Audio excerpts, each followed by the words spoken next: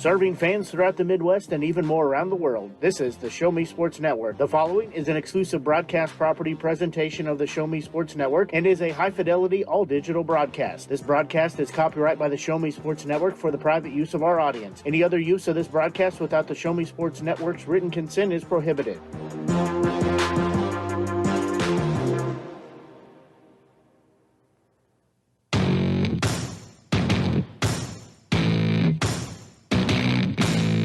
It's time for Jefferson City Renegades baseball on the Show Me Sports Network.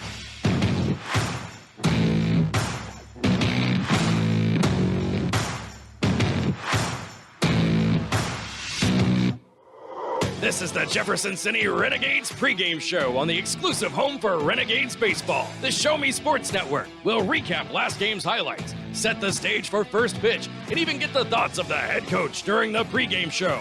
All while we get set to bring you the exciting play-by-play action of your Jefferson City Renegades. The best pregame coverage in the Mink League is on the air as Blake Gazaway and Grayson Smith are ready in the broadcast booth. Exclusive pregame coverage of Jefferson City Renegades baseball is brought to you by Centurion Communications, Batteries Plus Bulbs, Avon with Michelle Carty, Storm Pro Contractors, Mossy Oak Properties, Law Office of Russ Swanigan, River Oak Christian Academy, Kathy Rush Remax Realty, Eddie Gaydell Society, Joe Mockins Ford, Riley Automotive, Southwest Dental, Canterbury Hill Winery, The Dugout Sports Cars, Edward Jones, Central Bank, Farmers Insurance, Animal Medical Center, Downtown Chiropractic Clinic, Jefferson Bank, BE Renewed LLC, Poncheros, State Tech College of Missouri, MFA, and Han Custom Laser Engraving LLC.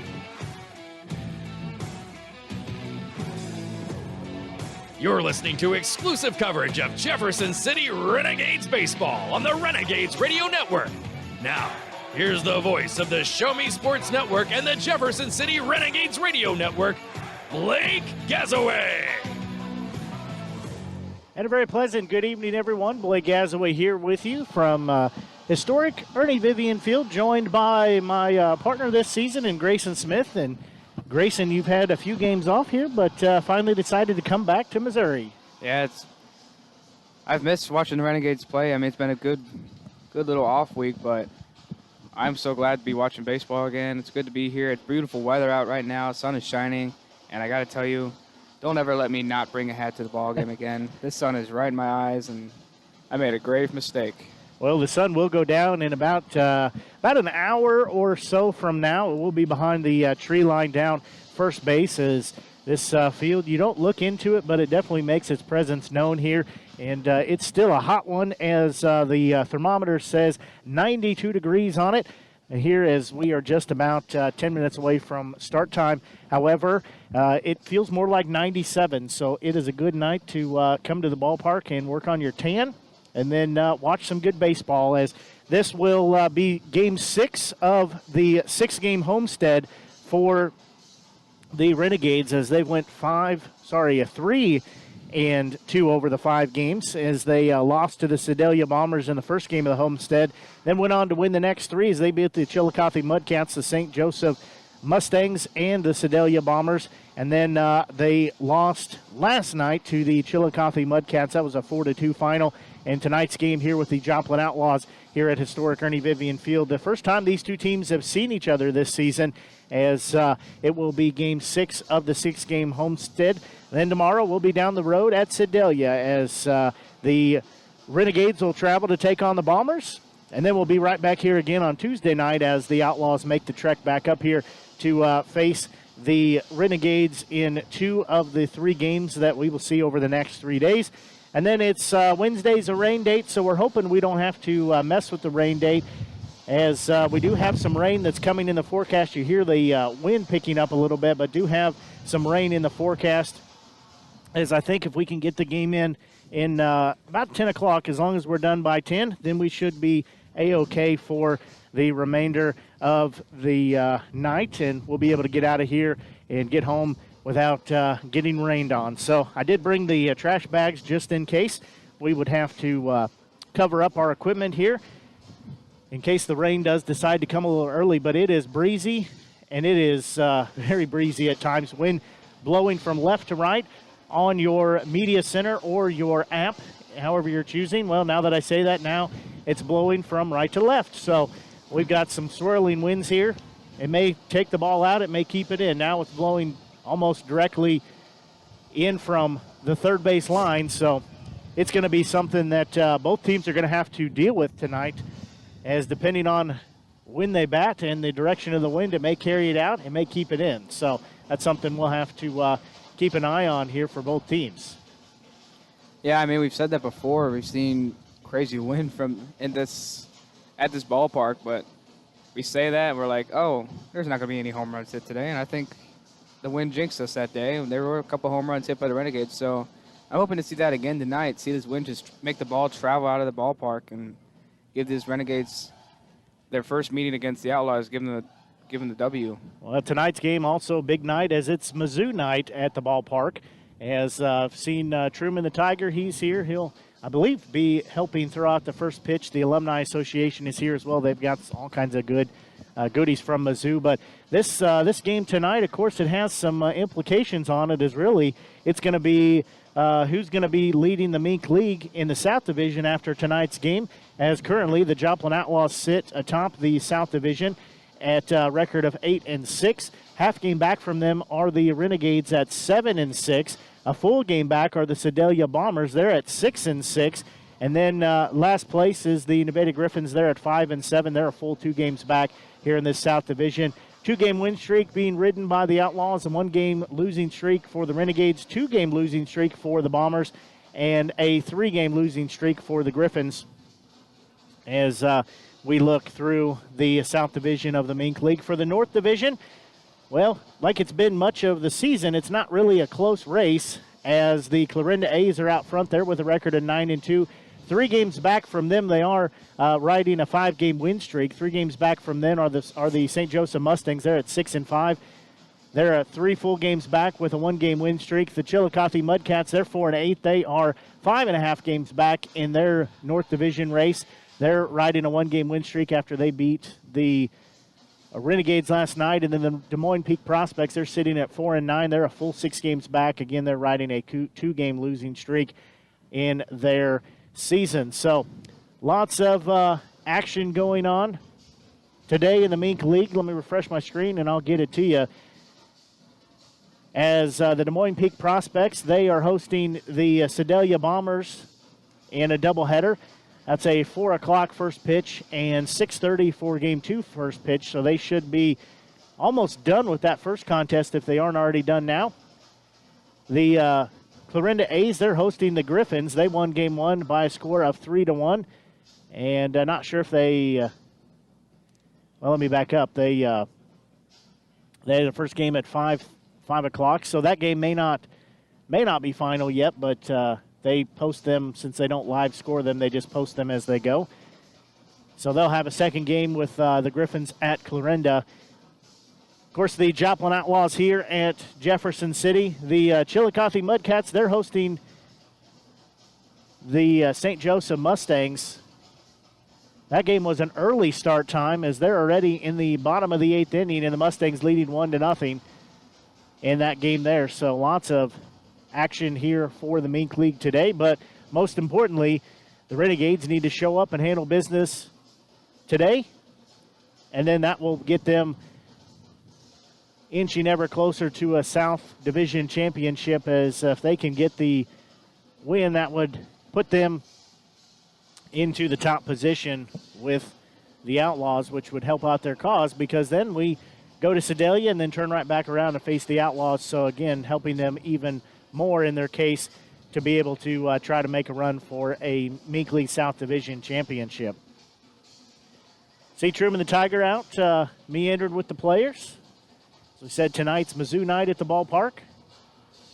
As he's out there talking to players and getting some pictures done, and he will be part of the first pitch ceremony here as wind picks up again.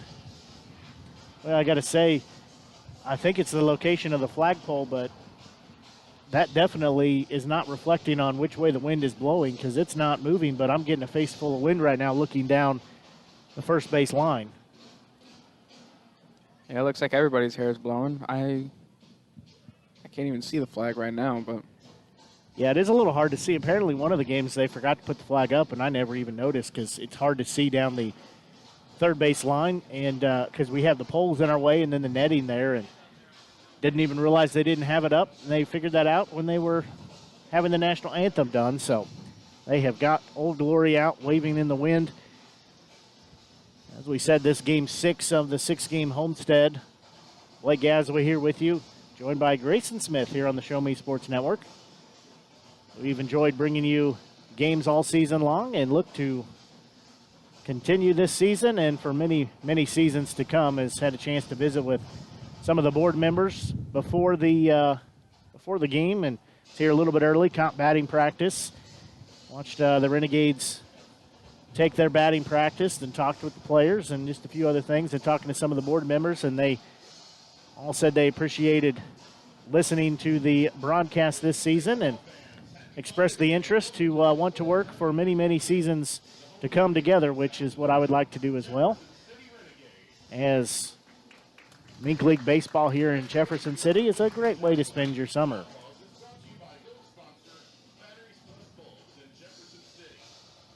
So as we said, the Renegades coming in, unable to get out of the early deficit they had last night. They're riding the one-game losing streak.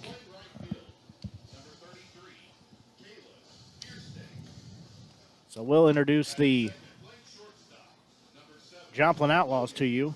They'll start at right field. Batting first, Caleb Fiersteak.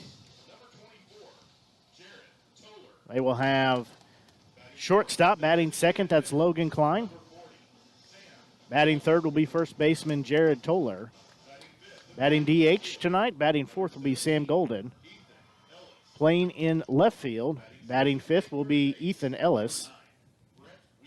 Batting sixth will be third baseman Brett Weimers. Batting seventh will be second baseman Lawson Faria. Catching tonight, batting eighth will be Kalen Patashi. And playing center field will be Drake Anderton. And on the mound will be Christian DeJesus. For your Renegades, they sit at 7-6 on the season. Joplin Outlaws, they enter at 8-6. They'll start with second baseman in Caden Deal. Playing center field tonight, getting the start. Batting second will be David Dell. Designated hitter for tonight's game, batting third will be Carter Mice. Batting fourth on first base tonight will be Hamilton Anderson. Batting fifth, playing right field, will be Andrew Patton. Playing left field tonight, batting sixth will be Tommy Reether. In shortstop, batting seventh will be Joseph Kielholz. At third base tonight, batting eighth will be Seth Denoyer. And behind home plate, batting ninth will be Ale Calero. And on the mound will be Trenton Morrow. As good to see him back on the mound. He was the one that was on the mound that took that shot right up the middle. I think you were on vacation at that point, but he started and it was like the first batter of the game, if I remember right, first batter of the game, lined it right up the middle and caught him on the throwing elbow. And he could not recover from that. Wow, good thing I wasn't here to witness that. That sounds awful. If I'm thinking back right, so good to see him out in the lineup.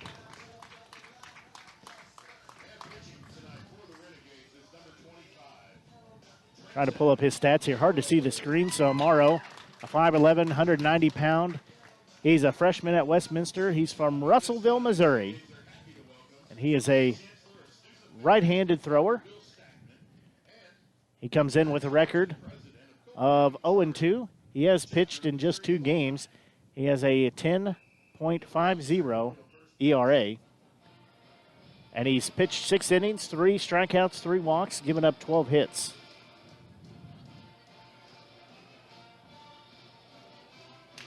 Morrow's line as he will have the starting lineup. So they'll have the ceremonial first pitch. Claro will step behind home plate and take this as I didn't catch who they said it was. It was the assistant vice chancellor for one of the departments at Mizzou. First pitch is in there for a strike.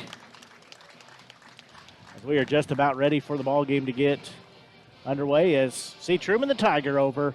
He's got the largest toothbrush here in the Midwest. It's him and a youngster. They're going to come out and clean off home plate after the performing of the national anthem. We'll pause you listen to exclusive coverage of Renegades baseball here on the Show Me Sports Network. As a former veteran, for 2 years I tried to get my disability and nothing worked. Then I called Wes Swanigan and he got the results that I really needed. I hear stories like this all the time where people are overwhelmed with the system. As a former Social Security attorney, I will help you get the benefits that you deserve. Russ Swanigan lives and works in mid-Missouri, and he's here to help you. The help you deserve for the benefits you've earned. The law offices of Russ Swanigan. The following public service announcement is brought to you by the Eddie Goodell Society, Jefferson City Chapter 10, doing little things to make a big difference. Want to make a big difference in your community? Be kind to others, drive safely, and put litter in its proper place. Join us in celebrating Eddie Goodell's historic Major League appearance as a member of the St. Louis Browns by doing something nice for someone today. Take a walk, Eddie. Attention class of 2021. It's time to think about your future. It's time for you to take action. It's time to apply to State Tech. But you better hurry because space is filling up fast. In fact, more than 85% of our seats will be filled by March. So don't delay and find out firsthand why State Tech is ranked the best college in the country for the second year in a row. And we are proud to be known as the employer's choice. Apply today at statechmo.edu. Through the years, we've faced events that have challenged our lung health, and respiratory therapists save lives through them all. We've come a long way since the iron lung, but respiratory therapy remains an essential piece to patient care. Heroically working on the front lines of COVID-19, respiratory therapists dedicate their lives to save yours. Essential to patient care, to our care. Take time to thank a respiratory therapist for saving lives every day.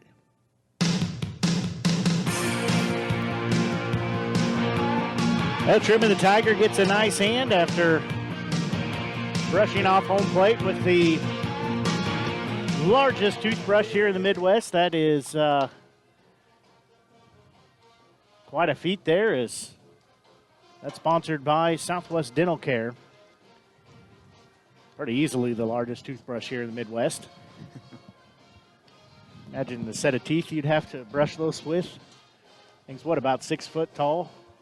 Yeah, something like that, but it probably prevents cavities, so I think it's useful. You know, if it doesn't, I know a good place to go is Southwest Dental Care. You mustache, hurry on down and check them out. They'll take care of all your dental needs, both cosmetic and general needs, to help you have a healthy smile and have great oral health as well. So a couple more pitches here, and then we'll be ready to start tonight's game. As we said, it's a hot one here. It's 92 degrees. Feels like 97, but really feels, I think, more like 100 to me.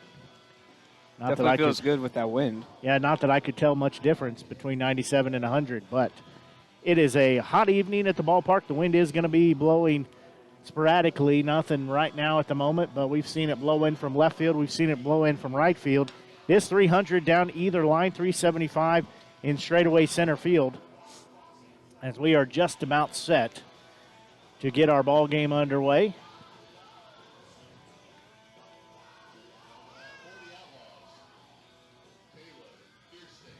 So Caleb Fiersteak, the right fielder, he will lead off the game.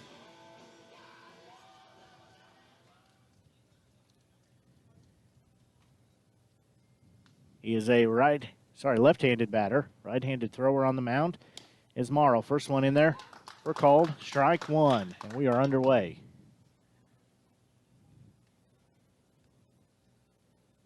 I gotta say, these Outlaws have really nice uniforms. They do have a good-looking uniform. That one outside showed bunt. Everybody came crashing down, pulls it out, takes ball one at 1 ball and 1 strike. The Outlaws wearing the black uniforms with the red and white horizontal stripes that says Outlaws, the red numerals. That one misses outside, 4 ball 2. That was a good pitch. Just missed. Renegades wearing their home white uniforms with the white pants. They've got the blue numerals and the yellow on there too, blue and yellow trim as well. A pitch upstairs. That takes it to 3 balls and 1 strike.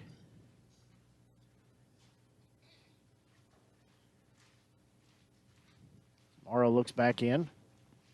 The pitch is going to be hit into center field, so he's going to be on his way for a double. He trips, though. Oh, man.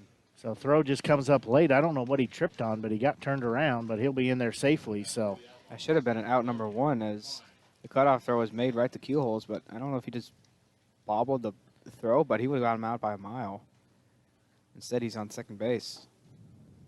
Logan Klein, the shortstop, steps in. He's a right-handed batter. He will have 1 on and nobody out here. He's the second leading hitter for the team, having a .444. Got a total of 16 hits. First pitch to him, downstairs, ball 1. They have a chance for some rain around 10 o'clock or so. The Renegades need to get on the board early, try to make it a fast game before the rain set in. Morrow's 1-0 offering to Klein. Will be on its way. He'll check the runner a 3rd time, 4th time. Now he'll make the throw. Swing and a miss on a big cut. And that will make it 1 ball and 1 strike. Runner on second base and Caden Deal. They're both just dancing behind there as pitchers just looking back at them. They keep going back and forth. It's pretty fun to watch. The pitch in the dirt. Clareau keeps it in front of him. That'll make it 2 balls and 1 strike. As we said tonight, Mizzou night here at the ballpark. German, the Tigers here also have a chance to win a couple of game-used bats from some Mizzou players. 2 balls, 1 strike. Nobody out. Runner on second base. Morrow will step off. I was thinking about it. I said Morrow got hit. I think it was another player. I think he was the night before. That one straight down central for called strike 2. I'll have to go back and look. I can't remember who that was, but it was a southpaw thrower. I remember that. So 2 balls, 2 strikes, the count here. Nobody out. Runner on second base. Pitch is going to be downstairs. That'll take us full at 3 balls and 2 strikes. As we said, it's windy here at the ballpark. I'll make sure I have everything strapped down to the table. Morrow's payoff pitch is on its way. And a high fly ball is going to be hit towards shallow right field. Patton comes over to it. He'll make the glove. And he'll wheel and throw, but no throw needed as the runner did not go. Now batting first baseman Jarrod Toller. So Toller steps in with a runner on second and 1 out here.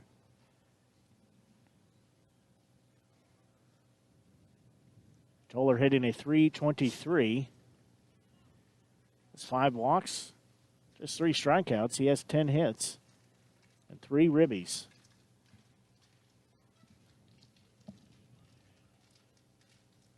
First offering to him. That one on the outside part of the plate for strike 1.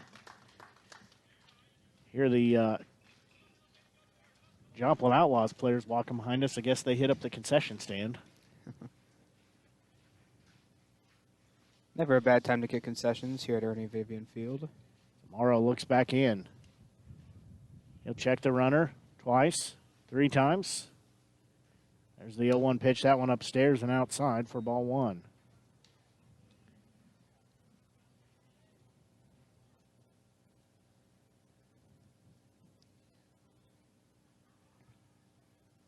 Sun creeping ever so closer to going down, just not quite fast enough. 1-1 pitch with one out here in the top of the first on its way. And a bouncing ball is going to be hit into center field. We'll see if they'll send the runner home, and they do. And no throw there, and it's going to be an RBI single. As just like last night, the Renegades find themselves down early at 1-0. Man, that was just a low laser up the middle. I mean, one hops right into the outfield, but unfortunate sign to see only one out, and Outlaws already leading by one. Still one runner on, excuse me, one runner on base. Looks like we got a big hitter here. He's looking. Sam Golden digging in from the right-hand side of the plate. He's hitting a .267. First pitch misses for ball one. Now this guy looks like he could definitely give the Outlaws a 3-0 lead early. He is. He just looks powerful. He is the DH for tonight's game. Has one home run this season. He's going to hit a chopper. Mize got it on first, throw over to second. And they're going to say runner is safe. Sorry, that's not Mize, that's Anderson. Used to Mize playing on first base. So Anderson gloves it, steps on first for out number 2. Ethan Ellis, the left fielder, will step in.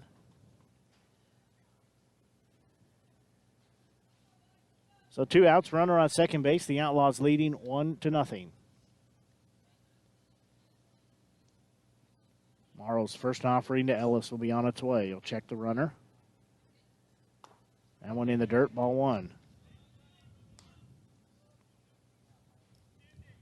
As we said, this game really important for the standings in the South Division, as Renegades a half game back of the Outlaws in the South Division for the Mink League. 1-0 pitch, that one's fouled off. That'll put Ellis down in the count at 1 ball and 1 strike. The Outlaws leading 1-0 here as we play in the top of the first inning. So Ellis will dig back in. He'll swing the bat below his waist a couple times. Now he'll get set. And he'll windmill it. Now he's set. Morrow's 1-1 offering on its way. Runner will go to third. Throw is high and offline. Denoyer had to go up and get it. That will be a stolen base.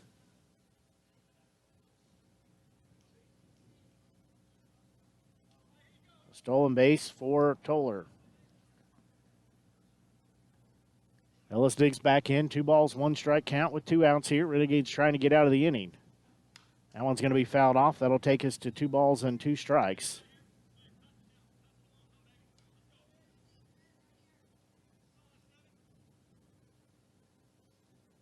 The 2-2 count. Be on its way shortly.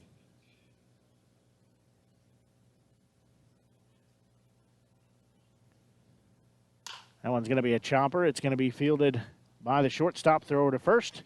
In time, keel holes to Anderson for a 6-3 putout to end the inning. But there was 1 run scored by the Outlaws as they lead 1-0. We'll pause and be back. You're listening to exclusive coverage of Renegades Baseball here on the Show Me Sports Network.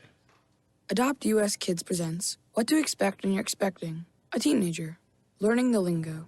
GOAT, G-O-A-T, acronym, stands for Greatest of All Time. As in, spaghetti sandwiches for dinner? They're my fave. Dad, you're the GOAT. You don't have to speak teen to be a perfect parent. Thousands of teens in foster care would love you just the same. Visit adoptuskids.org. Brought to you by the U.S. Department of Health and Human Services, Adopt U.S. Kids, and the Ad Council.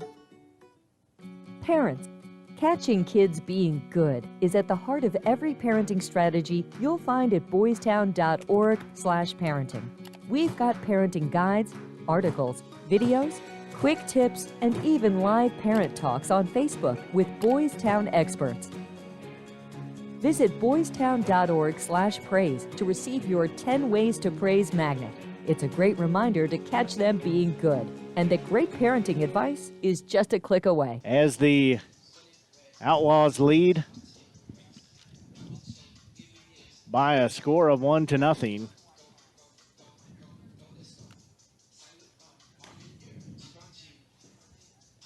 tonight is Mizzou night here at the ballpark, but I also got to say, make sure to come out Tuesday night for River Oak night, as Renegades are having River Oak Christian Academy have a special night here at the ballpark.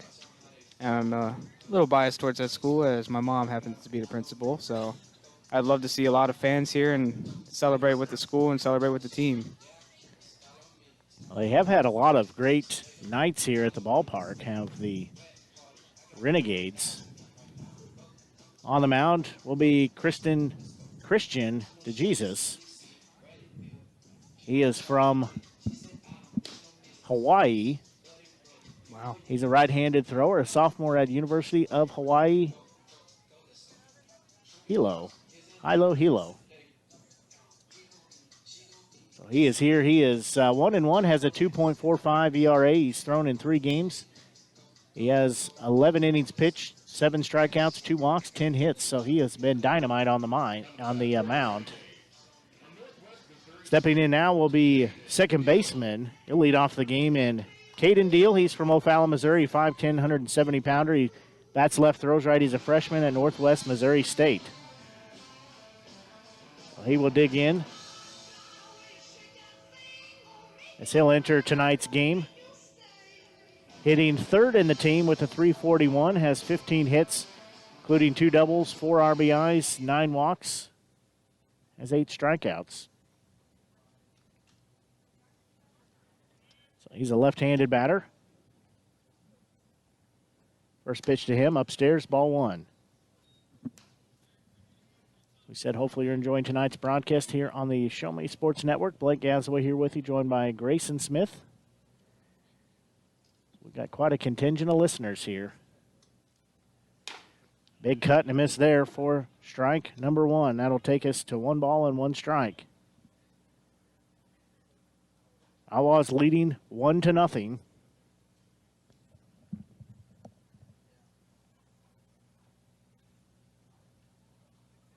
Long look in.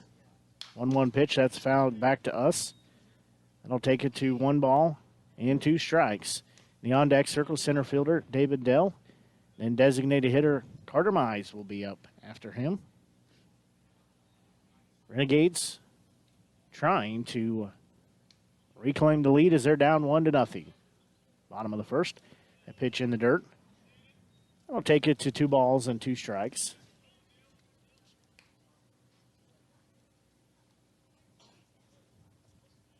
Jesus will look back in. He'll get the sign, right-handed thrower. His 2-2 offering on its way. That one's going to be fouled out over the Renegades dugout, so we'll stay at 2 balls and 2 strikes.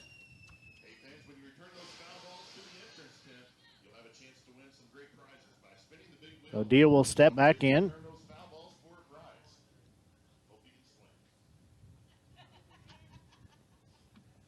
Two balls, 2 strikes. Nobody out here. Deal, the first batter for the Renegades. That one fouled back. That one will bounce to the left-hand side of us here, so it'll stay at 2 balls and 2 strikes. So we play here at historic Ernie Vivian Field. It's a windy field today. 2-2 pitch, swing and a miss for the first strikeout of the game, and that's out number 1. Stepping in now will be center fielder David Dell. He's from right here in Jefferson City, a 6', 170-pounder. He is right-handed across the board, and he's a freshman at Columbia College. So he will step in the right-hand side of the plate. He'll kick that left leg towards third base, kind of open up his stance just a little bit. Now he'll straighten it up. First pitch inside and low, ball 1.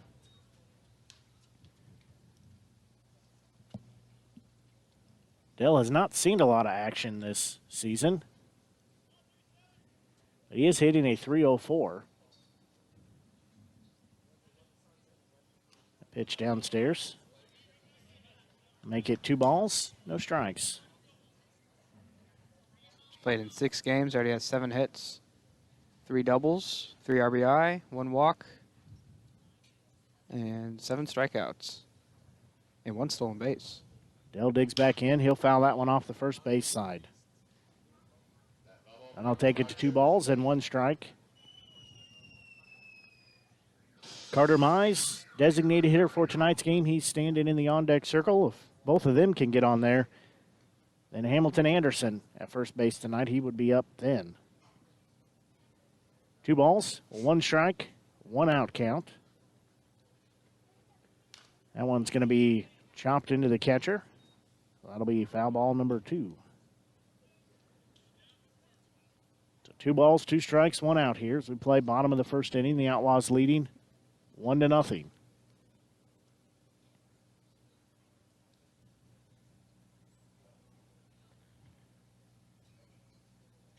Two-two pitch on its way. That one called strike 3, and that'll be back-to-back strikeouts. 2 up and 2 down. Now stepping in, designated hitter Carter Mize. He's from St. Louis, Missouri, 6'2", 200-pounder. He's a left-handed batter, left-handed thrower, a junior at Missouri Baptist. So he will dig in with 2 outs here in the bottom of the first inning.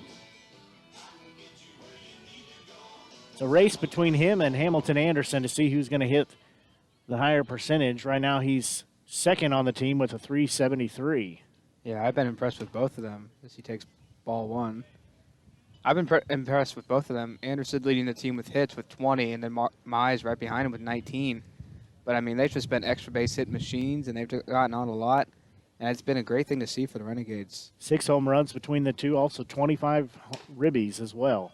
That one outside for ball number 2. Yeah, Anderson leading the team with home runs also. So 2 balls, no strikes, 2 outs here in the bottom of the first inning. Swing and a miss. That'll be strike 1. He's trying to hit for the fences there. He's trying to catch up to Hamilton Anderson. This wind a little swirling here. Flag blowing out to right field, but the wind feels like it's coming, hitting me in the face, so. 2-1 pitch on its way. That one's going to be fouled out. So it'll be 2 balls and 2 strikes.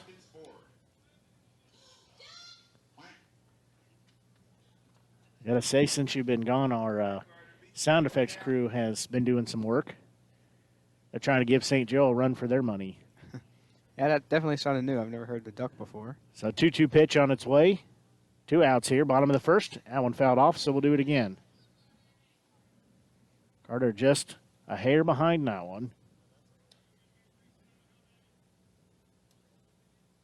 So he will step back in, had a nice conversation with his grandparents. They sat behind me last night, and they're such wonderful people, and had a nice conversation with them before the game. 2-2 pitch on its way. That one downstairs. That'll take us full. At 3 balls and 2 strikes. Yeah, I'm sure they're proud of the hitter Mize has turned out to be so far. They live near St. Louis, so they made the trek down to watch the game last night. So the payoff pitch on its way, and that's going to be a high fly ball hit towards left field, but it's going to be shallow left, and making a diving grab is Ellis in left field, and he is going to get the out. It was an awkward-looking dive, but he was able to come up with it. So, after 1 inning to play, it is 1-0 as the Outlaws leading your Renegades 1-0. We'll pause and be back. You're listening to exclusive coverage of Renegades baseball here on the Show Me Sports Network. Wow, big things going on in the world lately. With so much confusion, it's easy to feel lost and overwhelmed. We all want to believe in something, and the most important cause of all is your amazing self. YourLifeYourVoice.org has answers and advice for teens who feel left out and are starting to doubt themselves. You have so much to offer. YourLifeYourVoice.org can help you find it. Adopt US Kids presents What to Expect When You're Expecting a Teenager. Learning the lingo. Jelly, Jelly adjective. Jelly is a shorter, better way to say jealous. As in, Chloe, I am like so jelly of your unicorn phone case. You don't have to speak teen to be a perfect parent. Thousands of teens in foster care will love you just the same. Visit adoptuskids.org, brought to you by the U.S. Department of Health and Human Services, Adopt U.S. Kids, and the Ad Council.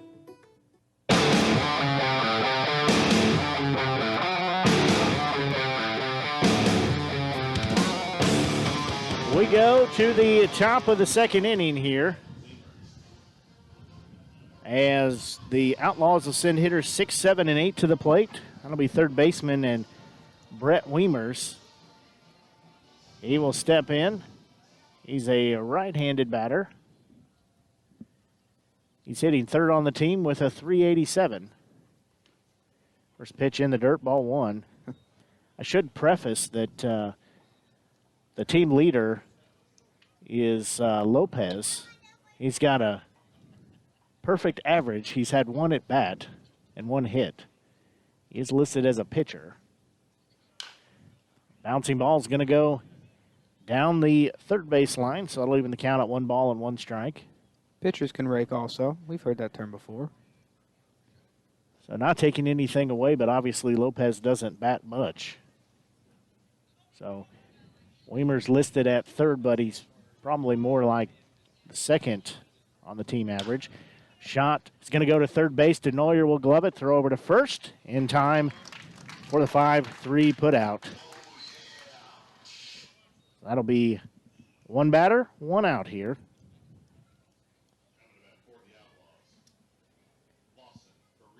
Now batting second baseman Lawson Faria. He comes in hitting a 167 clip. Let's have 3 strikeouts, 9 walks, 6 hit by pitches. Well, his average may not be that high, but his on-base percentage definitely is. 6 walks, 5 hit by pitches, and I think I saw he had 5 or 6 hits. Yeah, he is a on-base machine. So 1 ball, no strikes.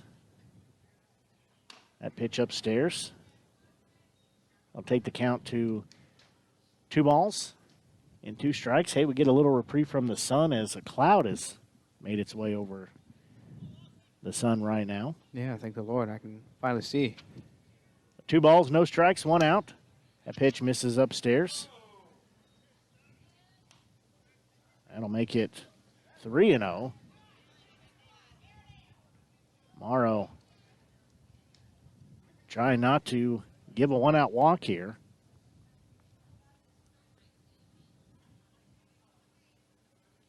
Renegades trail 1-0 to the Outlaws. That one in there for called strike 1. He was able to step off the back of the rubber and gather himself. Takes it to 3 balls, 1 strike, 1 out. Next pitch on its way.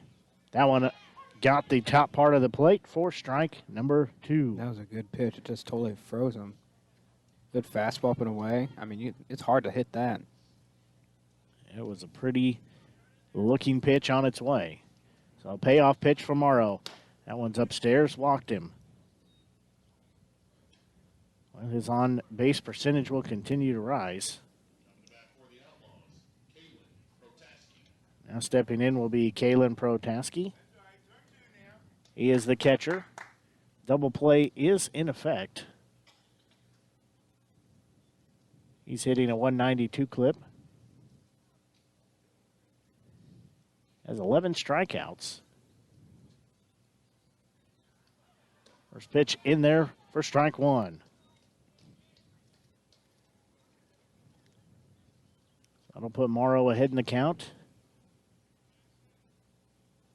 And no balls in, 1 strike, 1 out, runner on first base. Throw over to first base. No tag applied. That's Kalen Protaski. Digs back in. He's a right-handed batter. A 1 pitch, that one upstairs. Like, called him for a balk. in the process. So Faria will walk down to second base. I got to say, I'm apparently not familiar with what these balks they're calling because nothing I've seen looks like a balk. Yeah, we saw some balk calls. And runner's going to go to third. Swung on a miss, throw down. Again, DeNoyer has to sky for it. Ends up landing on the runner. So DeNoyer goes up and skies for it. Like I was saying, beginning of the season, we saw a few balk calls. Neither Blake or I saw. Yeah, there was what pitchers were doing. Like 4 or 5, 2 of which were in one game. Yeah. See Truman the Tiger hanging out over behind us. If I had an extra mic, I'd invite him over and he could help call the game. Not sure how much he'd say, but he's the quiet type. Tomorrow's 0-2 offering. Be on its way shortly. Now we'll have time called. Outlaws leading 1-0 here as we play in the top of the second inning. 1 out, runner on third. Morrow's 0-2 pitch. A chopper's going to go to DeNoyer at third base. Oh, what? Well, the umpire calls a foul ball. That was as fair as day. Unless he's saying it hit home plate. Yeah, Or DeNoyer was what, about 3 feet in from the third base bag? Oh, goodness. Yeah, I almost think it almost fouled off his foot and landed in fair territory, but I obviously didn't see that. But so 0-2 pitch again on its way. That one's going to be a chopper tomorrow. He'll look the runner back to third, throw over to first base. Anderson had to go over and get it, but he does. That will make it out number 2. It's a 1-3 put out.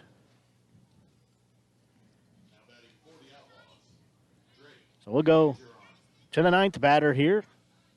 That is Drake Angeron, the center fielder. Hear the wind pick up a little bit. Angeron's hitting at 219. First pitch upstairs. Calero has to go up and get it.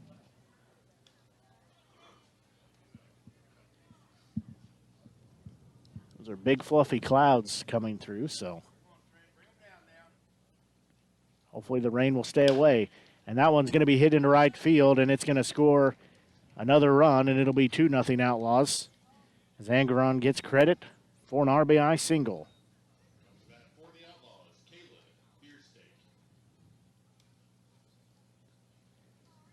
Now top the lineup again with right fielder Caleb Fearstake. He is 1 for 1 rather, with a double to lead off the game.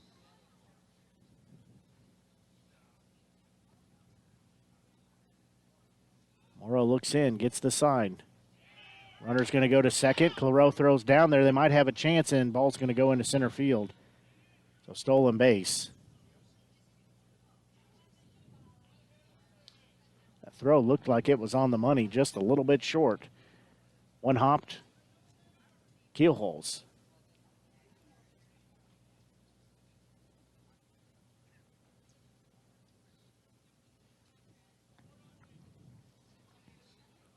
Morrow looks back in, 2 out, runner on second. He'll check the runner. Check a third time. Has one more in him. Now there's the pitch. That one upstairs.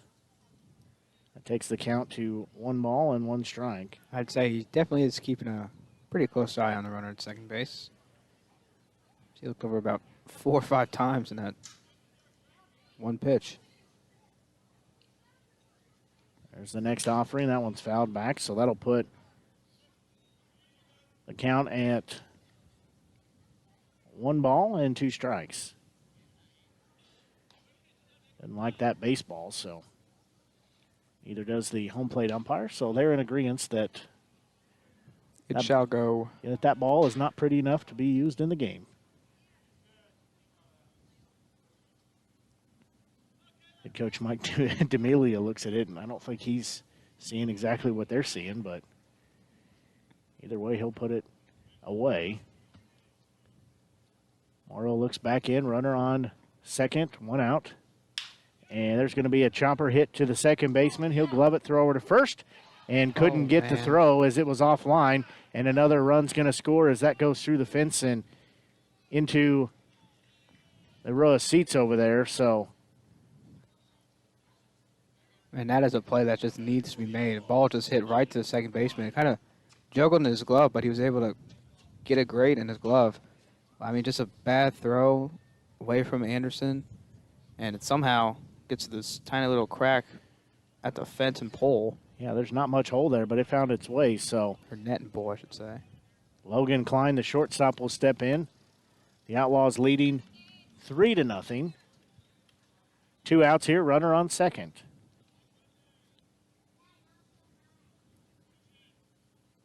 Morrow's given up 3 runs here in 1 2/3 inning of work. Time called as he's checking the runner at second.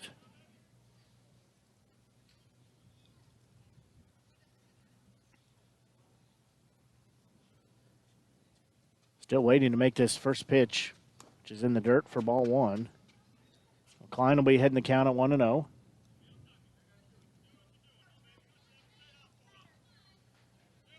St. Joseph Mustangs beat the Chillicothe Mudcats at Schaefer Park in Chillicothe 1-0. Their game was an early game. 1-0 pitch. That one's going to be hit a mile high. It's going to go out of play and into the bullpen for the Outlaws. So that'll take it to 1-1 strike. The Sedalia Bombers, they're playing on the road at Des Moines Peak Prospects. They're having a doubleheader, so no score of the first game. They should be into the second game by now. And the Nevada Griffins lost at Clarinda to the A's 7-4 in game 1. Second game should be underway just a few minutes ago at 7:30. There's going to be a hot shot ball caught on the fly at Anderson on first base for out number 3. However, there were a couple runs scored in the inning, and it now makes the ball game a 3-0 game in favor of the Outlaws. We'll pause and be back. You're listening to exclusive coverage of Renegades baseball here on the Show Me Sports Network.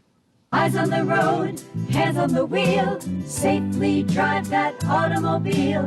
Eyes on the road, hands on the wheel.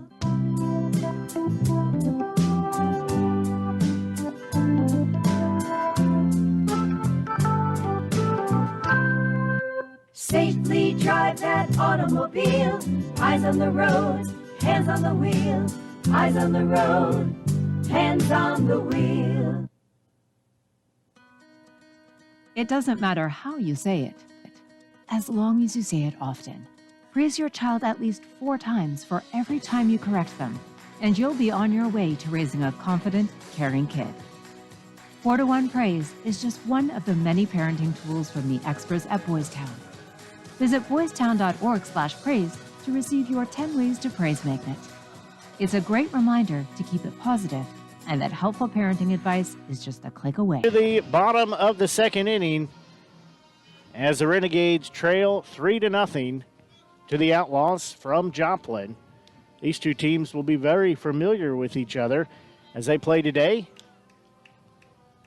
The Renegades will travel to Sedalia tomorrow to take on the Bombers, and then they'll meet right back on Tuesday.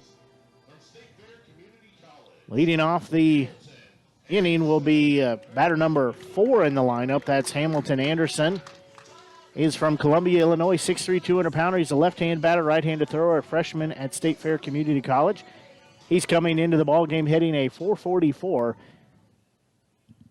with 20 hits, 18 RBIs. First pitch to him outside. Ball 1. Has a team leading 4 home runs.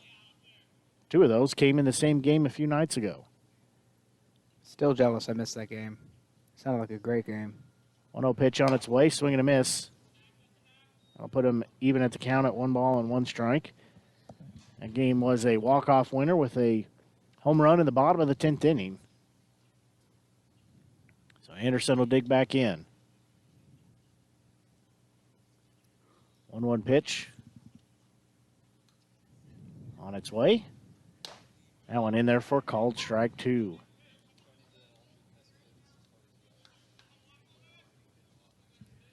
The count, 1 ball, 2 strikes. As Anderson leads off the inning in the on-deck circle, right fielder Andrew Patton. And left fielder Tommy Reethers due up. 1-2 pitch. That one outside and upstairs. Even the count at 2 balls and 2 strikes. So he said it's Mizzou night here at the ballpark. Several Mizzou faithful and alumni have made it out to the ball game. They're wearing their Mizzou colors proudly. 2-2 pitch on its way. That one's going to be ripped foul over the dugout of the Renegades. So stay at 2 balls and 2 strikes. Anderson will dig back in on the left-hand side of the plate. He'll get the bat ready. 2-2 pitch. That one upstairs. That'll take us full at 3 balls and 2 strikes.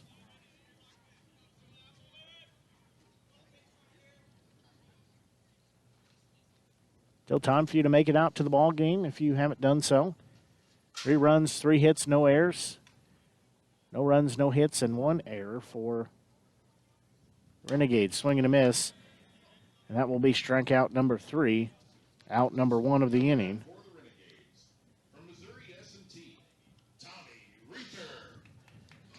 So it's actually right fielder Andrew Patton. He steps in. Patton from Columbia, Missouri, 6'2", 200-pound right-hander. He throws and bats right. Junior at Newman. Reethers in the on-deck circle. So Patton digs back in. First pitch to him is upstairs for ball 1. Patton hitting a .250 clip. He has 10 total hits on the season so far. 1-0 pitch. That one in there for called strike 1. That'll even the count at 1 ball and 1 strike.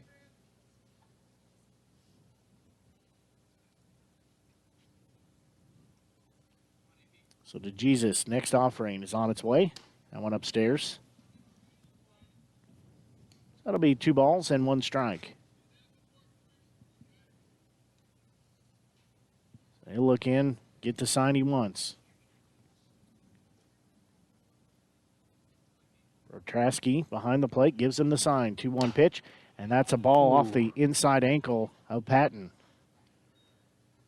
So he's going to be given a second here to walk it off. He fouled that into his ankle. So he's going to dig back in. 2 balls, 2 strikes to count. 1 out. Next offering, swing and a miss. Back-to-back strikeouts, out number 2. Man, he is just pumping them down left and right. He's already got 4 strikeouts, and we're only in the bottom of the 2nd inning. So Tommy Reether steps in now from Washington, Missouri, 5'10", 190-pound left-handed batter, right-handed thrower, sophomore at Missouri S&T. As he's hitting a 133 clip. He will dig in. Has 5 walks, 8 strikeouts. First pitch downstairs and outside for ball 1. I say maybe we need to employ these clouds more often because it is a beautiful night here at the ballpark. The sun has been covered up for a little while, and it is nice. 1-0 pitch. That one's fouled out of play. Take the count to 1-1. Man, I was looking at that stat sheet, and I saw Brady Voss's name. Did he get hit by a pitch more while I was gone? Yeah, he's up to 12. Wow. If not, I'm pretty sure that's a team record. Pretty sure that's a Mink League leading stat for the season. That one on the outside corner for strike 2. If not, it might be a record for the Mink League. Yeah, the person in next place with hit by pitches is Claro with 5. Yeah, wow. They both have racked them up, so. I don't even know how you do that. I guess he must have a target on him. 1 ball, 2 strikes. That one upstairs evens the count at 2-2. I know he was hit a couple times and just offhanded one of the games, there was he was hit 4 times early in the season. So 2-2 pitch on its way, and a bouncing ball is going to be fielded by the second baseman. Tough throw, and he's going to throw it in towards the dugout, and Reether will be on first with a single with 2 outs here in the bottom of the second inning. Man, that throw was nowhere close. He almost took out the picture lady sitting by the Outlaws dugout. Yeah. I think that thing was 2 feet above her head. Which is to the nearest side of the dugout, and it was way offline. Tough throw by Farias. He was running towards third base and had to throw across his body. Yeah, I was impressed he even got to that ball. Shortstop Joseph Keelholz, he steps in. Keelholz from Bonnets Mill, Missouri, 5'11", 195-pounder, left-handed batter, right-handed thrower, freshman at Northwest Missouri State. First pitch outside, ball 1. Keelholz is batting .226.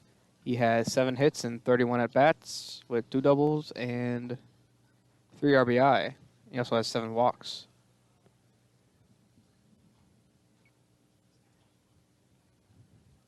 That one downstairs.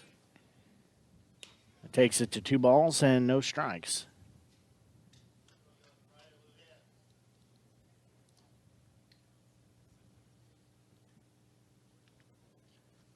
So it'll be a 2-0 count. Reether acts like he's going to go to second, but does not. That one also misses. Makes it a 3-0 count. Reether looked like he's doing the cha-cha over there. So he'll take a lead at first base with 2 outs here, bottom of the second inning. He'll take a little more lead. That one outside walked him. So Keelholz has issued a 4-ball walk as he will jog down to first base. It'll be runners on first and second. As stepping in will be third baseman Seth Denoyer. Denoyer from St. Charles, Missouri, 6 foot, 205-pounder. He's a right-handed batter and thrower. He's a junior at Indiana Kokomo. Well, he's only played in 7 games. He has come in a couple of times late in the game as a substitution, but 2 outs here for him to work with, 2 on. Renegades trailing 3-0 here as we play in the bottom of the second inning. That first pitch to him in the dirt. Catcher Ale Claro in the on-deck circle.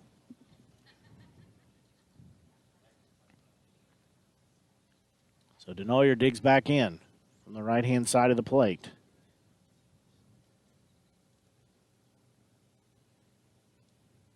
One 1-0 pitch to him, swing and a miss.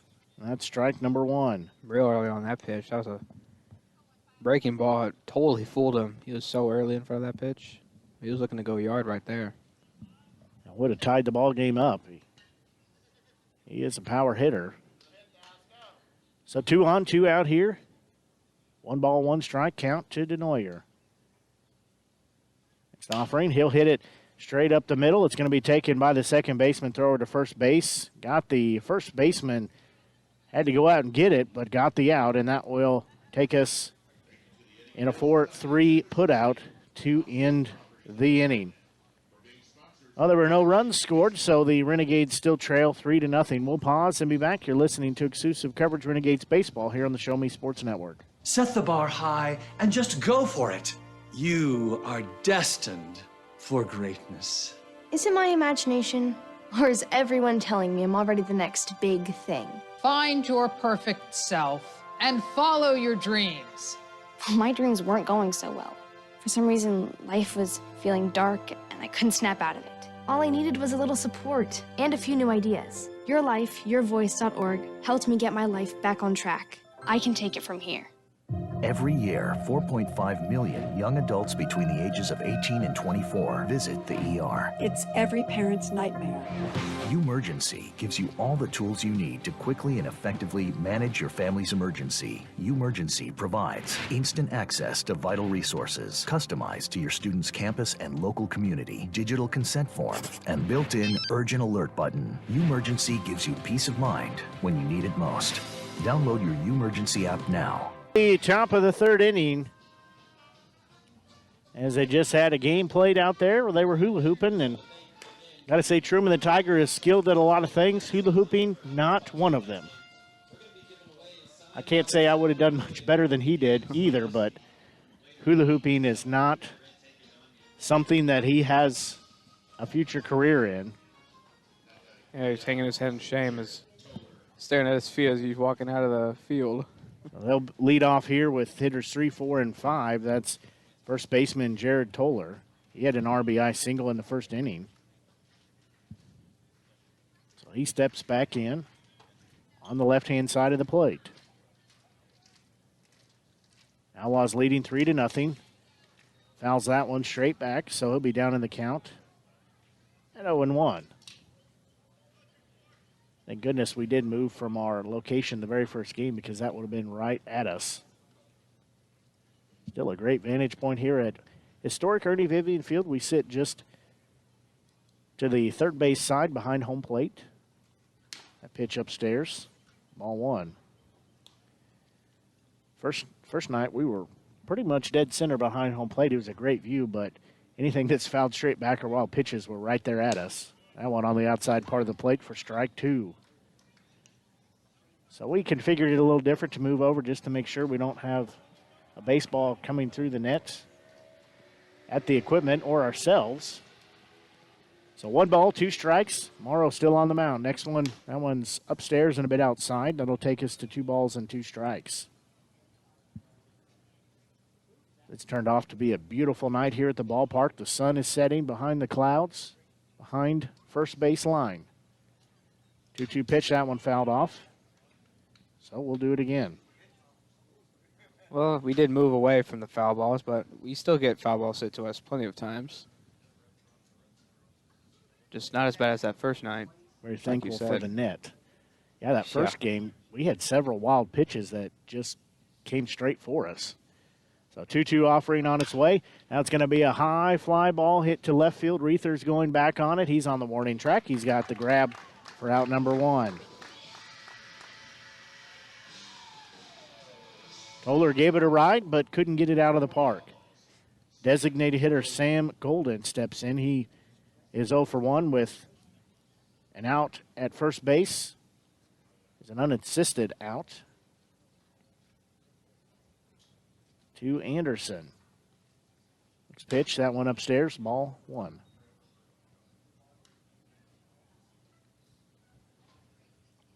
Morrow trying to work around this 3-run lead that the Outlaws have given up. 1 run in the first, 2 in the second.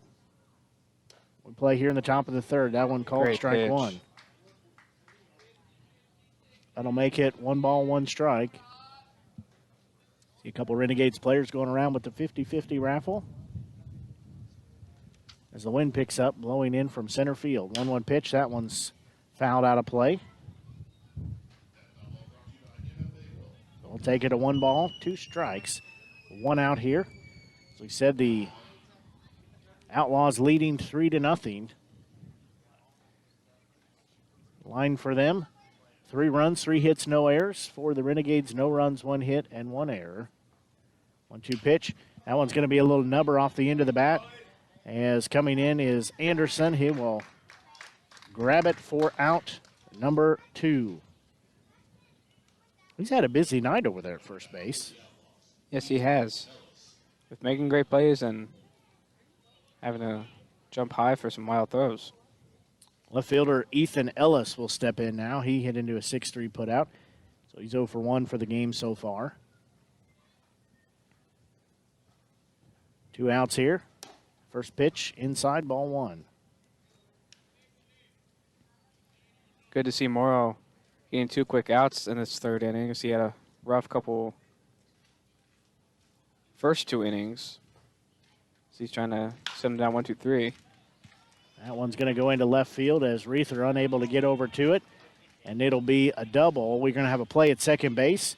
And just got in there ahead of the tag was Ellis. That was a decent throw, though, by Reethers. He had to go all the way to the corner to get that ball. Yeah, that was a great one-hop throw. And of course, as soon as I say that, I happen to jinx Morrow. So third baseman Brett Weimers steps in. He hit into a 5-3 putout.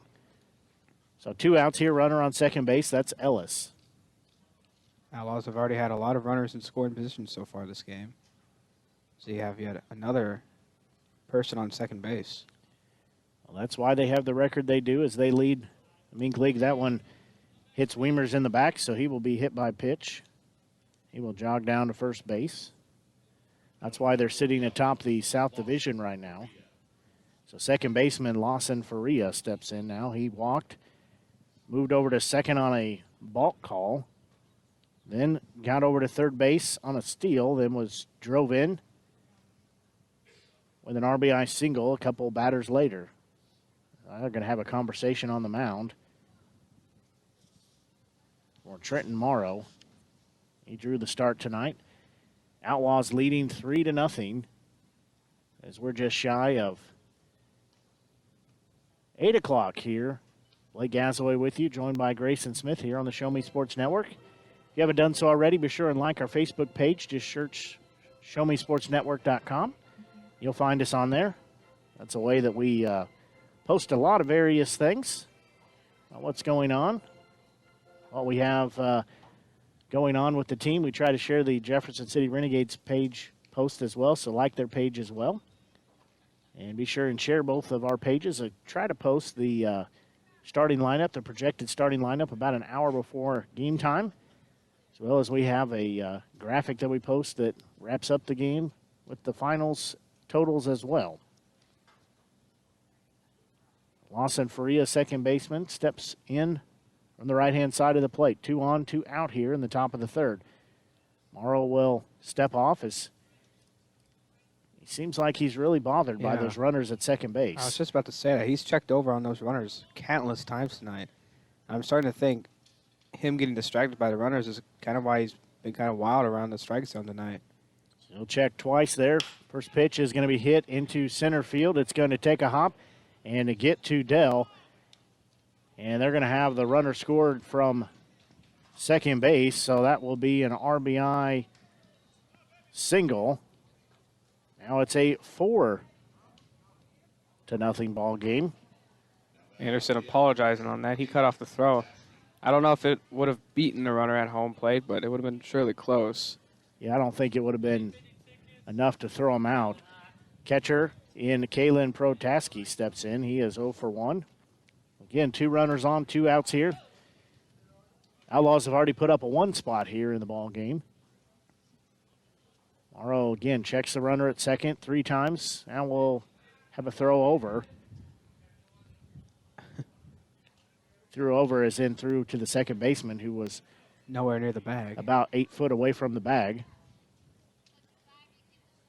Yeah, I think he needs to worry more about putting strikes in the zone than run on second base. First offering, that one's monster fouled. Put a little English on it, did Protaski. That thing goes foul over the first base dugout. Thing really peeled off and curved out of here.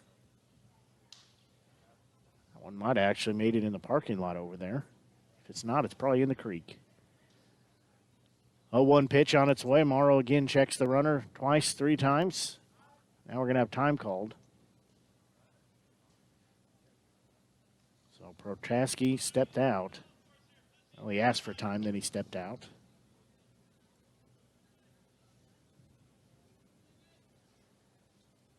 Morrow and his Renegades down 4-0. Next offering. That one's fouled off again.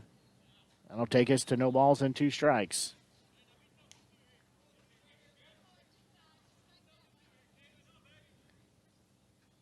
Bring out the fresh supply of baseballs. I don't recognize that youngster who's carried him out, so. Looks like the ball boy for tonight. Yes, he's got the, I would say the most important duty of the night is making sure the umpire has baseballs to give out. The 0-2 pitch on its way. That one inside. And they're going to call a balk again.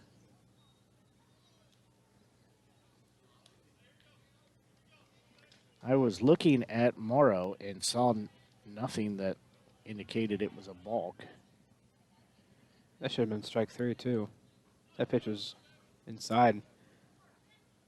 Now runners do advance. Runners at second and third. 1-2 pitch, swing and a miss. And it doesn't matter. You're right. It doesn't matter. Got strike out. Number 2. And that will end the inning as the third out. We're just trying to double check and make sure that's his. I'll check that. That's his first strikeout of the game. So we will go to the bottom of the third inning. The Outlaws have increased their lead to 4-0. We'll pause and be back. You're listening to exclusive coverage of Renegades baseball here on the Show Me Sports Network. Meet Norm. He lives with anxiety, but with the help of this latest innovation from Be Normal, he can be normal, just like everyone else. With the swipe of a finger, you can project happiness, confidence, machismo. Why settle for being real when you can be normal? The Normal Maker, new from Be Normal. This item doesn't really work because there's no such thing as normal. We're all different. What we like, how our brains work. In fact, 1 in 5 of us live with mental illness. Don't filter who you are. Start by talking to someone you trust. And remember, there is no normal. I want to get back to kissing the cheeks of my grandbabies, making Sunday dinner with a house full of family and lots of laughs. COVID-19 has changed how we live and how we feel. But now, there are vaccines. And they are the very first step that let us get back to what we miss most. It's okay to have questions. Is it safe? Should I wait? Now, get the facts. Visit getvaccineanswers.org so you can make an informed decision when vaccines are available to you. Brought to you by the Ad Council.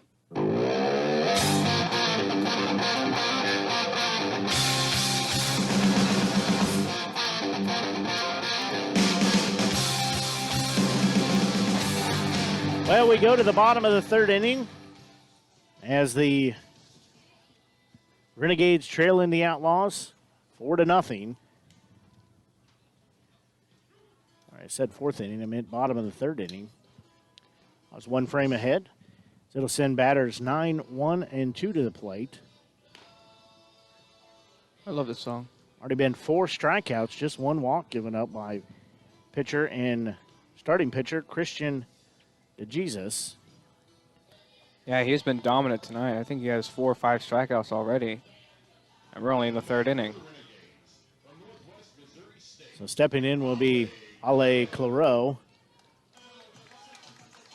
Claro from Aruba. He's 5'7", 170-pounder. He's a right-handed batter, right-handed thrower, a sophomore at Northwest Missouri State.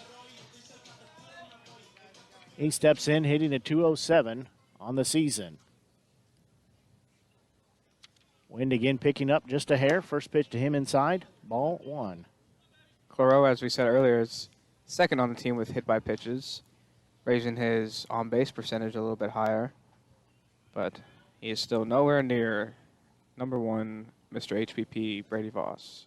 1-0 pitch. That one straight down central for strike 1. Did you notice he's wearing number 4 and he has a batting helmet, number 15? Well, that happens, you know. That might be from his college, actually. I believe it is. It is the same blue color. 1-1 pitch. That one downstairs in the dirt. You know, the team has some batting helmets. However, some of the players like to wear their own or the one that they wear for their college team because it has some of the extras that they look for. Yeah, it was my first time noticing it. 2-1 pitch. That one catches the inside part of the plate for called strike 2. You know, everybody's a little different. Some like the extended piece that protects your cheek and your mouth. Some don't. Just kind of what each player likes. So 2-2 pitch, forthcoming. Swing and a miss. That'll be strikeout number 5. First out of the inning. Stepping in will be top of the lineup, Caden Deals. He's second baseman tonight. We see him, he's a pretty good utility player. We've seen him play in the outfield. We've seen him play in the infield. Haven't seen him pitch yet, but I wouldn't put it past him. Yeah, we have seen some two-way players so far on the team. He's hitting a third spot in the team with a .341 coming into the game tonight, so he has a decent bat when he's at the plate. First offering to him, he's going to sky that one a mile high. Hope I got it. He's going to get out of play. That one bounces behind the stands and goes into the creek. couple times there were some we talked early in the season. There's just a little gap up above us there where the netting in the roof is, and I think a ball could pass through there. So no balls, 1 strike, 1 out here. Next pitch on its way. That one fouled off. That one's going to go out of play. So he'll be down in the count at 0-2. Also on your vacation time, too, you missed, we had about a 20 to 30-minute light delay. Oh, really? As somebody apparently forgot to lock the building that has the switch for the lights in it, and some kiddos were over there trying to turn the lights onto another field and turned ours off. 0-2 pitch on its way. That one outside, ball 1. They were trying to get in a late-night baseball game, and it was just getting dusk, just going dark, and they turned ours off. So these lights are the quartz lights, I believe, so they have to take 15 to 30 minutes to cool off completely before they come back on. Strike 3 called. And that is out number 2. Center fielder David Dell will step in. He was a strikeout victim in the first inning. Yeah, the lights have to cool off completely before you can turn them back on. So we had about a 20 to 30-minute delay. They got the light bill paid. We got them back on. So I've had rain delay theater before, but never had light delay theater. So the first pitch to Dell will be on its way. He's 0 for 1 in the game. He'll hit that one. It's going to go foul down the first base line. If he could have hooked that into the corner, that would have been extra bases for sure. Yeah, that was a great piece of hitting. Takes it to the opposite side. Just slaps it out there.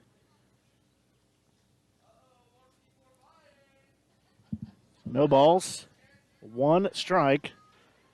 Renegades players trying to entice the crowd to buy their 50-50 raffle tickets.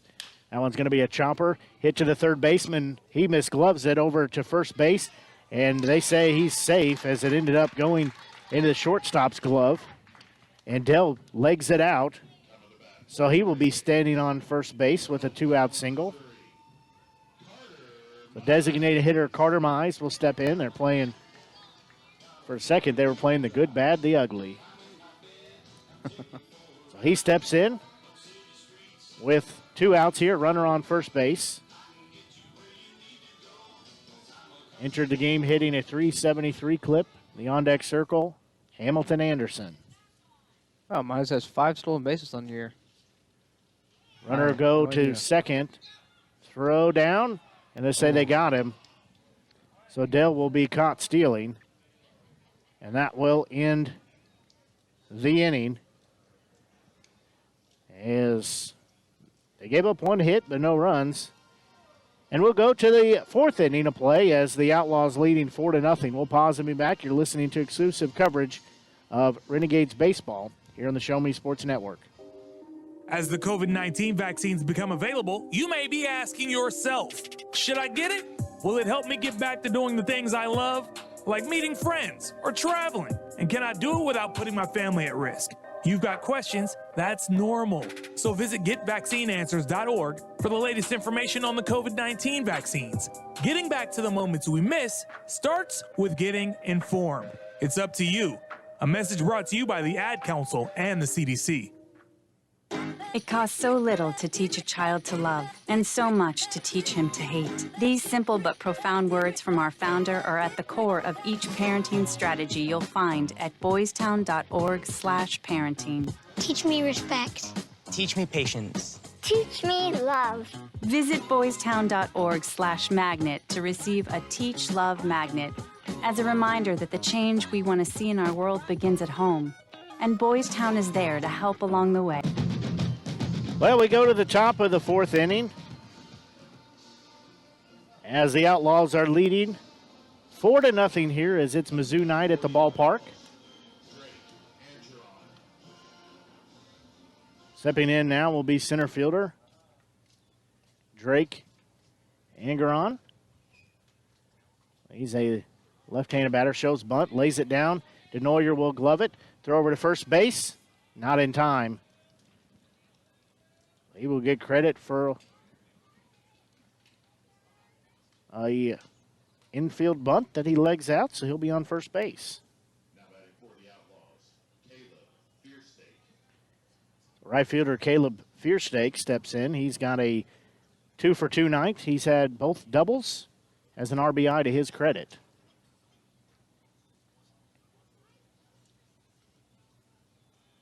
Throw over to first base. So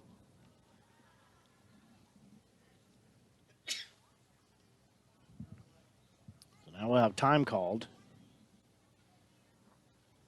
So we play here in the top of the 4th inning.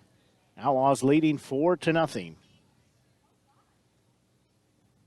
Leadoff runner at first base. That one's hit a mile high in the air, foul. That one, they get a little closer to us each time. That sounded like it dented the ground right there. It probably did. They might have to check the concrete after that. There was, on Friday night's game, there was a foul ball hit over to the first base side over there, and somebody was sitting and wasn't paying attention, and it landed on her phone. Ooh. And her phone was no more after that. 0-1 pitch, runner goes to second, throw down there. They might have him, and they're going to say he's thrown out. Angeron caught stealing for the first out. Man, Outlaws are such a base-stealing team. I mean, now I understand why Morrow's been checking on the runners a lot this game, but finally, Kuro was able to beat him out, and he one-hops throw to, I can't tell if that was Keelholz or Deal applied the tag, but yeah, Keelholz over from his shortstop position. Nail him at second base. So 1 ball, 1 strike count with 1 out. A pitch downstairs inside for ball 2. Outlaws are aggressive, but that's also why they have the record they do and why they have a 4-run lead right now, as they find a way to get base runners moved around the base path. That one misses upstairs. That takes it to 3 balls and 1 strike. But as I said, that foul ball that hit on the lady's phone, you could tell that something had been dropped on it that was round, as that one's going to be over second base, over Deal's head, and it's going to go to center field wall, and we're going to have a stand-up double. So that'll be 1 out with a runner on second base. Man, there have been a lot of extra base hits tonight for the Outlaws also. Yeah, they're just playing the game all around well tonight. That hurts with that that caught stealing, because that would have been an RBI, as that's going to write the book for Trenton Morrow. So he will exit with 3 1/3 innings pitched. So now it'll be new pitcher in the ball game. Let me check the roster. I believe that's Shane Fontenot. Wow, I cannot speak. He has got quite the stash. You can see that from here. He is a very tall guy wearing number 31.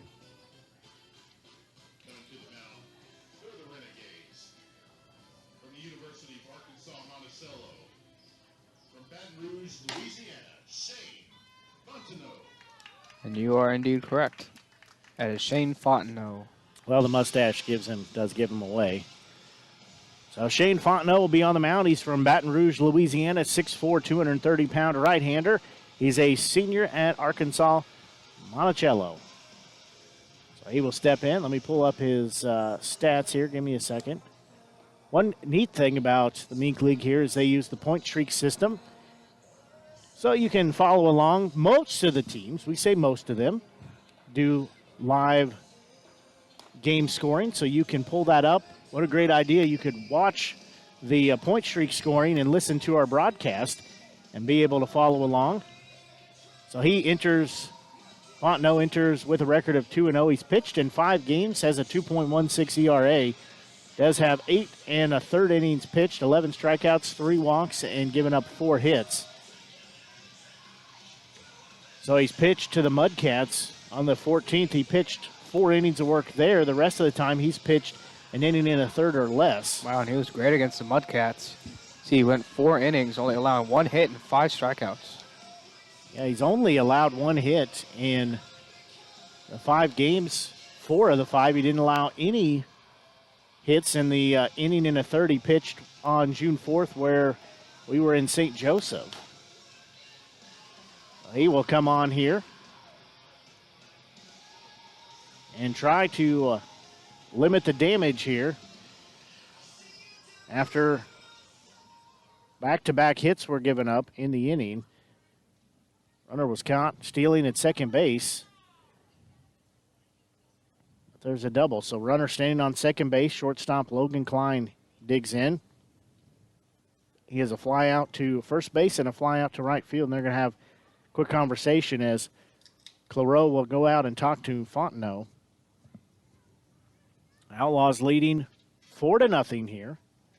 So we play top of the fourth inning, one out in the inning. First baseman Jarrod Toller will be in the on-deck circle. Fontenot will check the runner at first base. Right-handed first pitch upstairs, ball one.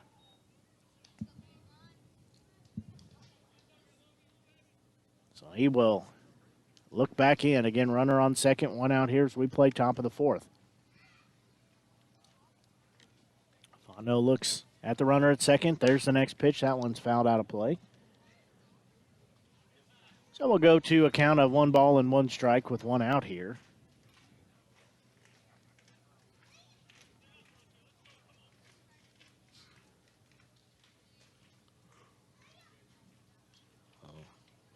Klein will dig back in. 1-1 count. That pitch in there. Forced called strike two. That was a great breaking ball. Completely froze him.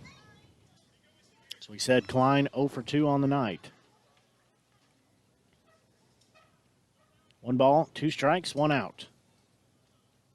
Runner on second base. There's the pitch downstairs. Missed the inside part of the plate. And I'll take it to 2 balls and 2 strikes. Klein playing with fire there, as I don't think I'd want to take that pitch a second time.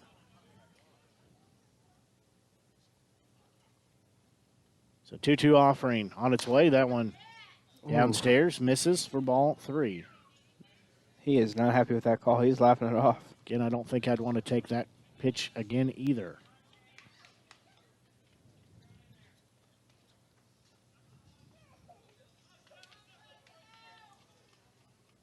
So 3 balls, 2 strikes, 1 out here.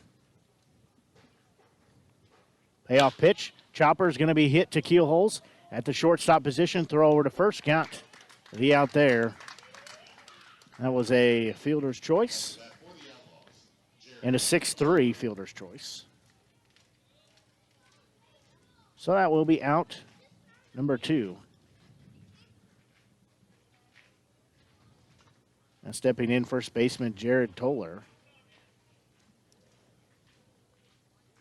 He steps in from the left-hand side of the plate, does have a runner at third base. First offering to him, inside, ball 1. The Outlaws trying to add to their 4-run lead. 2 outs here. Toller steps back in. 1 ball, no strikes. Well, he checked that one, and I don't know where that missed. But they'll say 2 balls, no strikes, 2 outs. Yeah, when he's missing, he's not missing by much. He doesn't look very happy with the strike zone call. 2-0 offering on its way. That one upstairs. So that'll take it to 3 balls, no strikes, 2 outs here. So we play here at historic Ernie Vivian Field. That one's outside and a 4-pitch walk. Toller jogs on down to first base. Designated hitter Sam Golden steps in. He is 0 for 2, hitting out with an out at first, 3 unassisted, and a fly out to first base. He's kept Anderson busy on the first base bag tonight. 2 on, 2 out. Runners on the corners. First pitch, inside, ball 1.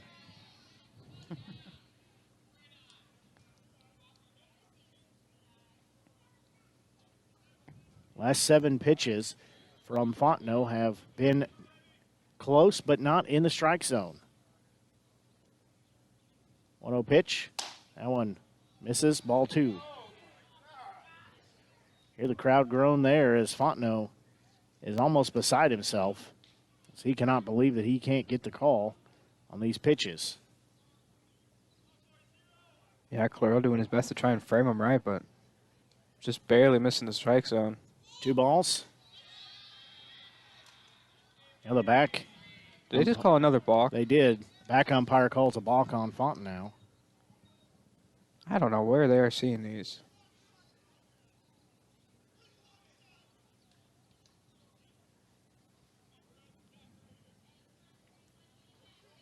Getting some arguments from the Renegades dugout.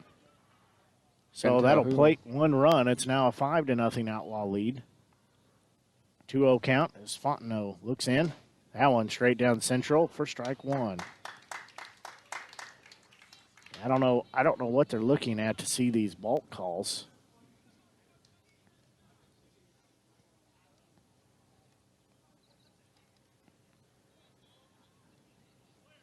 Two 1 pitch on its way. That one upstairs. That'll take it to 3 balls, 1 strike, 2 outs here. 1 runner has been scored. The Outlaws have scored 5 runs. They've scored at least 1 run in every inning so far. They're looking to add more. 2 outs, runner on second. That one walked him. So Golden will jog down to first base. So left fielder Ethan Ellis, he is hit into a 6-3 putout, also had a double, so he's 1 for 2. 2 outs, 2 runners on. It's at first and second. Ellis digs in on the right-hand side of the plate. Fontenot's first offering that one in the dirt. Claro goes down and gets it. That'll be 1 ball, no strikes, 2 outs here. We've been stuck at 2 outs for quite a while. 5 runs for the Outlaws, no runs for the Renegades. 1-0 pitch on its way. That's a chopper hit straight up the middle, and it's going to get through. And we'll have a runner coming home, and that's an RBI single. So Ellis has a 2 for 3 night with an RBI. That'll make it 6-0.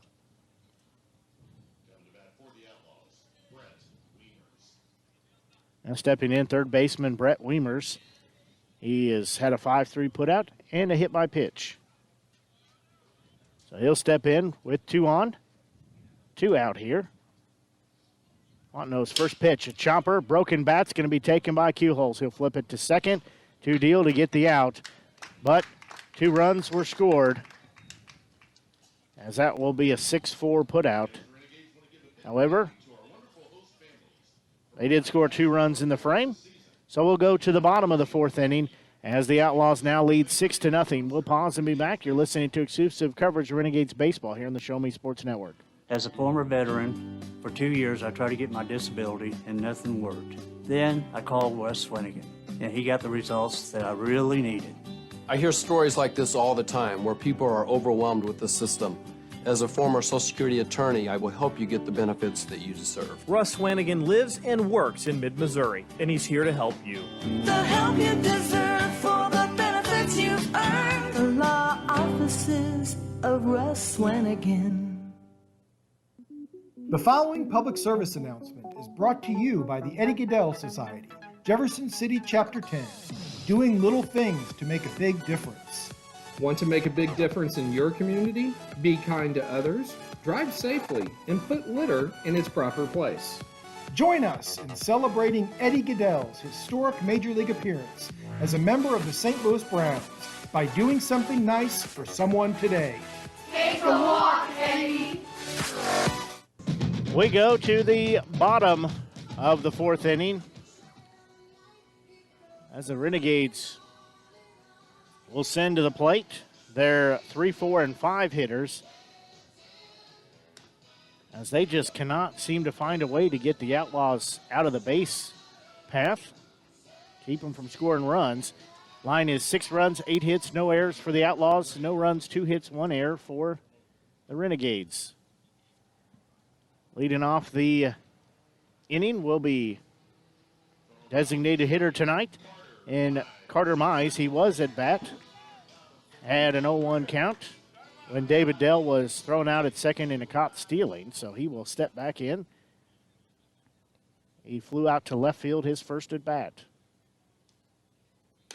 First pitch outside, ball 1.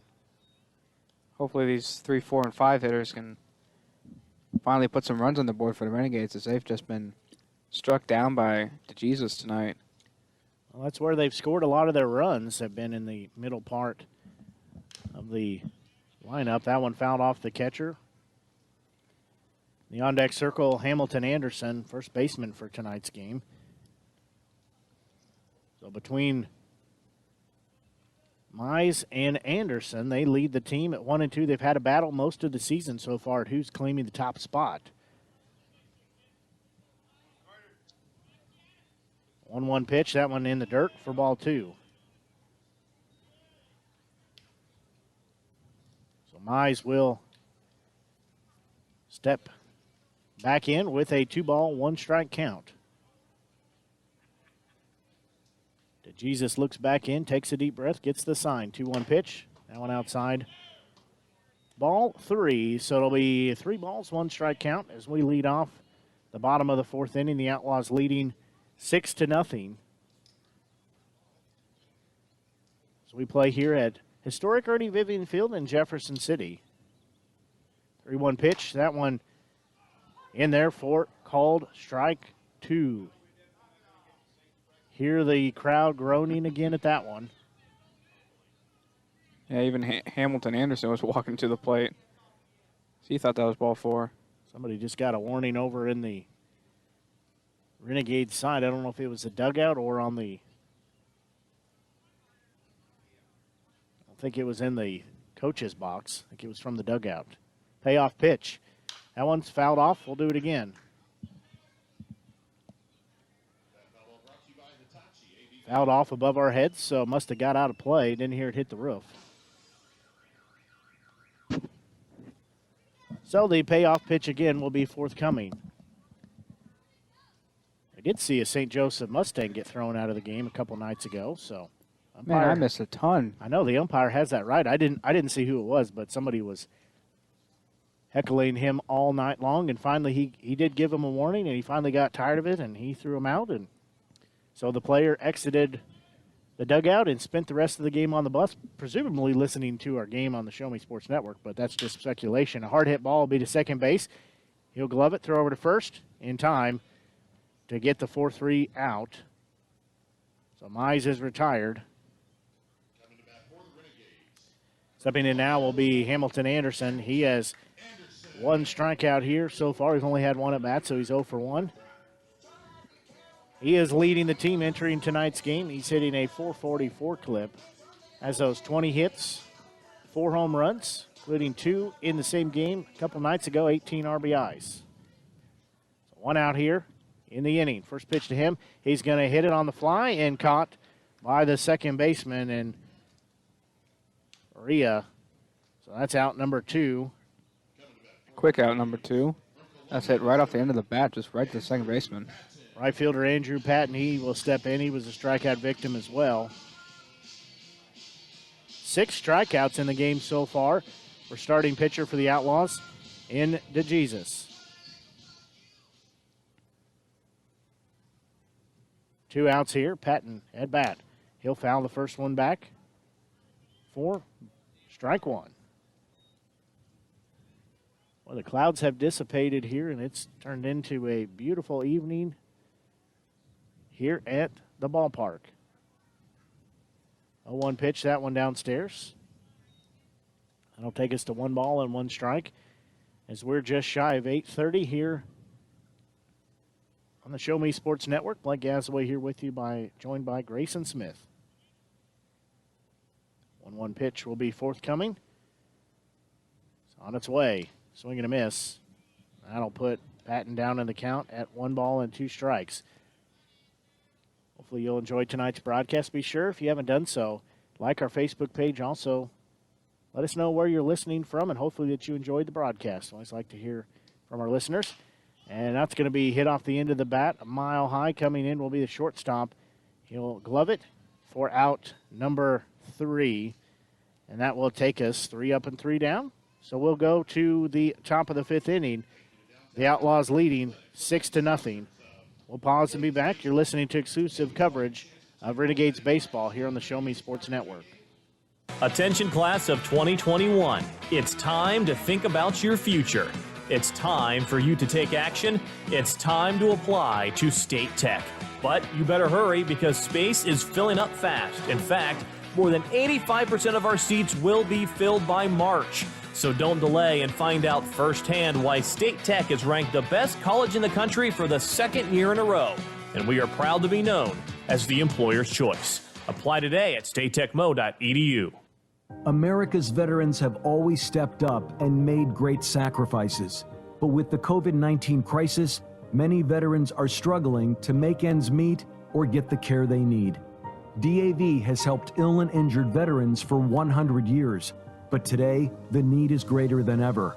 You can help. Go to DAV.org to help provide critical support to veterans in need or to learn more about DAV's free programs and services supporting the top of the 5th inning here. Outlaws leading by a score of 6-0. They've been able to score at least 1 run in every frame of our game so far, as it's Mizzou night here at the ballpark at historic Ernie Vivian Field here in Jefferson City. Yeah, Renegades are still looking to put down their first 1-2-3 inning against the Outlaws. As, like Blake said, they have scored at least 1 run in every single inning so far. Renegades have not been able to score any, as the Outlaws still lead 6-0. Send batter 7-8-9. That first pitch misses. As Lawson Faria steps in. He has a walk and an RBI single. A 1 offering. He's going to show bunt, and he's going to run into it. Hear people saying he's out. It looked like he bunted it, and then it came back right up and hit him. They're going to say foul ball. Hey, the umpire says, thanks for your help, but I got it. He's getting pretty frustrated with the Renegade side right now. Oh, that's a good laugh right there. So they do say he fouled it off, as the crowd and the Renegades did not think that's what it was. 1-1 pitch. That one in there for called strike beauty. 2. Yeah, Frisbee into the strike zone. Yeah, it should have been. I couldn't tell if it did hit him, if it did hit foul first, but it should have been an out if it did not, because the ball did hit him as he was running down to first base. He's going to hit a high fly ball into shallow, well, a little closer than I thought. Doesn't leave the infield, and it's caught by Keelhole, so that'll be out number 1. But as he was headed down to first base, he came in contact with the ball, and that would have made him out. However, the home plate umpire said it was fouled first. Catcher, Kalen Protaski will step in. That's 2 calls now, if I'm correct, that have been real close that he has called foul balls. Didn't call that one foul. DeNoyer will run on, glove it, throw to first. Got him. Good play. Tough play, but he was able to get it on the run and gets the 5-3 put out. DeNoyer charging in from that third base position. Center fielder Drake Angeron will step in from the left-hand side of the plate. He's 2 for 2 with 2 singles. Has an RBI on one of those singles. Also was caught stealing. He was thrown out at second base last time he was up. So 2 outs here. That one off of the wrist. I think he may have been of Claro. May not have been the pitch he was looking for. Yeah, I agree. I think he got crossed up. He was. Yeah, that's a better word. Yeah, he was looking to go one way, and it caught him, I think, on the wrist, but I think it hit mostly the glove or that strap he's got around his wrist. So Claro will dig back in, says he's fine. 1-0 pitch. Misses, ball 2. And his framing is so good tonight, but he's just not getting a strike call. So 2 balls, no strikes, 2 outs here as Fontenot trying to make it a 1-2-3 inning. Chopping ball is going to go to Keelholz. Long throw to first. Did not get him. Oh. That was a tough play. That took a high hop, and it was a long play as had to wait. It took a while to develop. So that'll be a single. So Angeron is 3 for 3 with 3 singles. Now back to the top of the lineup, right fielder. And Caleb Fiersteak. First pitch. In there for strike 1. He has a 3 for 3 night as well. So no balls, 1 strike, 2 outs here. Runner on first base.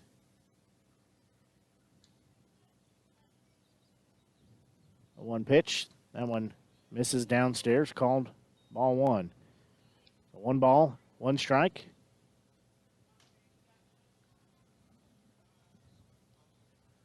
So we play here in the top of the 5th inning. 6-0 Outlaw score. 1-1 pitch on its way. That one upstairs and inside. I'll take it 2 balls, 1 strike.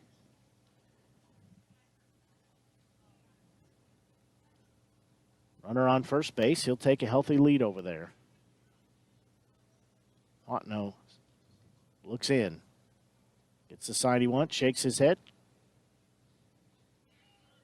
Runner's going to go to second. They'll throw down. Claro has him. Oh, and they're going to say he's safe. He just got under the tag. That's like their gazillionth stolen base of the night. They're exactly like you said. They are aggressive. That looked identical to the play the previous inning where he was caught stealing. Just got him under the tag, so he slid in under the tag. That does even the count at 2 balls and 2 strikes. Fontenot trying to get out of the inning here, facing 1 more than the minimum. He'll step off. Outlaws leading 6-0. 2 balls, 2 strikes, 2 outs here. Runner on second base. Fontenot will check the runner. Now throw home. That one misses low. So that'll take us to a full count at 3 balls and 2 strikes.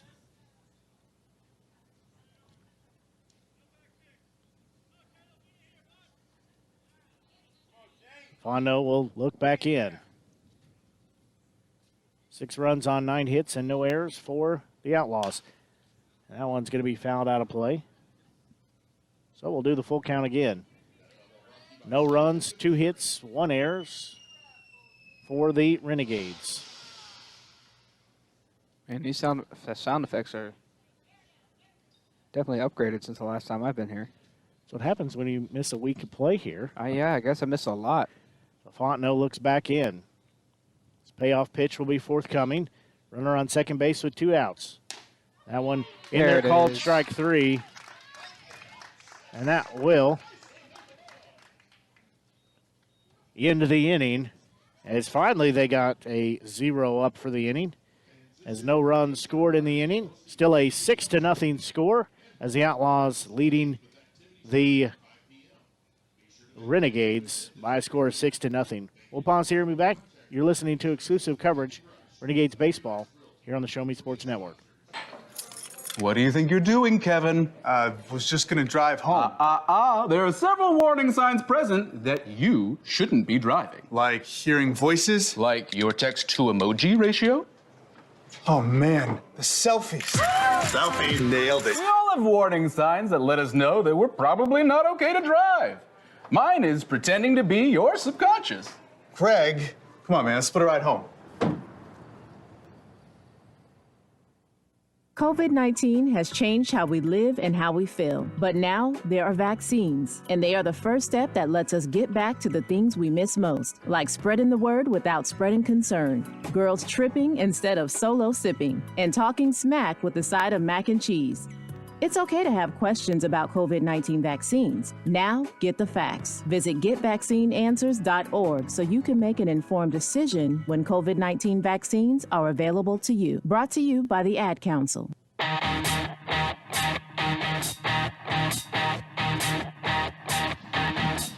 We go to the bottom of the 5th inning as the Renegades will send hitters 6, 7, and 8 to the plate. They'll be led off by left fielder Tommy Reether. Joseph Keelholz, the shortstop, will be in the on-deck circle, and then on deck will be third baseman Seth DeNoyer. I want to remind everybody, the Renegades Kids Camp, the baseball camp, will be coming up. That's scheduled for June 29th, 30th, and July 1st. It's 9 to 11 each day here at Vivian Field.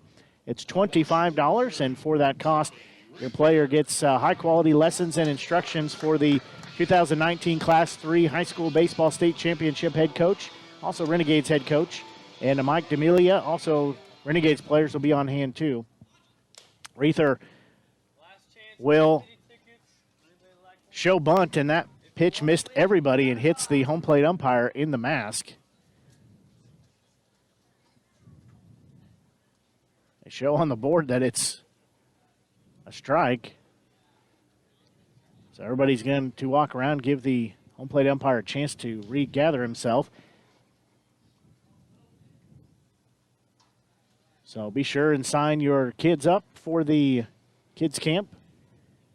Chance to have a lot of fun, have fun with other campers. They get to learn from the coaching staff and the Renegades players. So what a great opportunity, just $25. 0-1 pitch on its way, that one fouled off. Fooled him on that breaking ball. Yeah, just a little bit behind it, so it'll take it to no balls, 2 strikes, no outs here as we play in the bottom of the 5th inning. Here at historic Ernie Vivian Field in Jeff City. Reether has to protect the plate now. 0-2 pitch on its way. Swing and a miss for strike 3. Well, we're now in the bottom of the 5th inning, and he is still putting down hitters left and right. 7th strikeout of the game. Shortstop Joseph Keelholz, he will step in. He had a walk the first time he was up.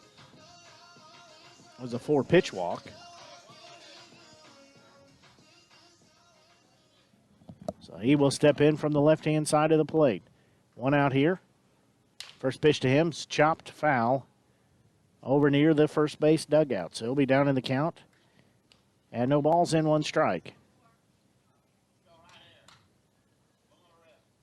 So Keelholz digs back in. His parents have, as far as I can tell, not missed a home game yet. Had a chance to visit with them several times, so they're sitting back to my right. Pitch downstairs. We'll take it to 1 ball and 1 strike. So DeJesus still on the mound for the Outlaws. Keelholz steps back in. 1-1 count, 1 out here. That one inside. Backs him off the plate. That'll be 2 balls and 1 strike as we play here with the Renegades batting in the bottom of the 5th inning. They trail 6-0 to the Outlaws. The Outlaws have been on a tear here as of recent. 2-1 offering on its way. That one hit a mile high. And the first baseman's going to come in on it. And he misplays it. And Keelholz is going to be down at second base. And he had a chance to even take third as there was nobody over at third base, and the first baseman could not glove it. That thing was quite literally a mile high. First baseman just overran it. Yeah, the first baseman, runs in 2/3 of the way to home plate, if not more. So third baseman Seth DeNoyer, he will step in. We're going to have a conversation on the mound, so I'm wondering if DeJesus' night is not going to be done. I'd be surprised if they took him out even after that. He's been dominating all game. Just like you said, Mustangs, or excuse me, not the Mustangs, Outlaws have been dominating all game also. Pitching coach will come over and have a conversation. He'll head back to the dugout. Does look like there is somebody down in the bullpen for the Outlaws. not actively pitching, but he is standing down there either ready or soon to begin his warm-ups. So Seth DeNoyer steps in. He's 0 for 1 with a 4-3 put out and a hard hit ball to the second baseman. Runner on second base, 1 out here. Time called. Keelholz has second base occupied for the Renegades. Jesus looks back in. Now he'll step off. So he's not getting the signs that he wants. Going to talk to the baseball for a minute. Now he's back and he's ready. DeNoyer steps in right-hand side of the plate.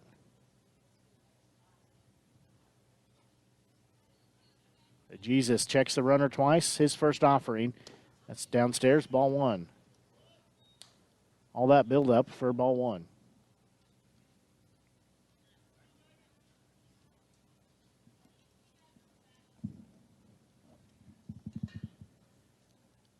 So 1 ball, no strikes, 1 out here. Big cut and a miss there.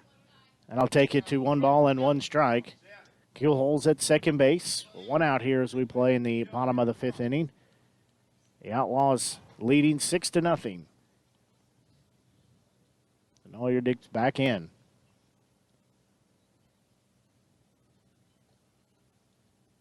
1-1 pitch on its way. That one in the dirt, and that gets by the catcher. And Keelholz will jog down to third base. So he'll be standing at third base trying to get the first run of the game for the Renegades. DeNoyer ahead in the count at 2 balls and 1 strike with 1 out. He is 0 for 1 in the ball game today. See if DeNoyer can put the ball in play, and that can potentially score a run for the Renegades. Still hoping to get their first run as they have a chance 90 feet away.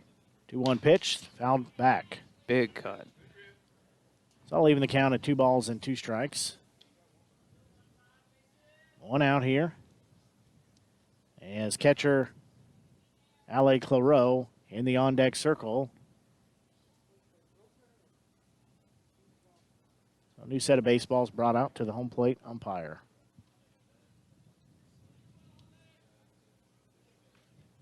Everybody's stepping back in here for the 2-2 offering. Keelholz at third base. DeNoyer at bat. 1 out. He'll foul that one off, so we'll do it again. DeNoyer putting up a good battle.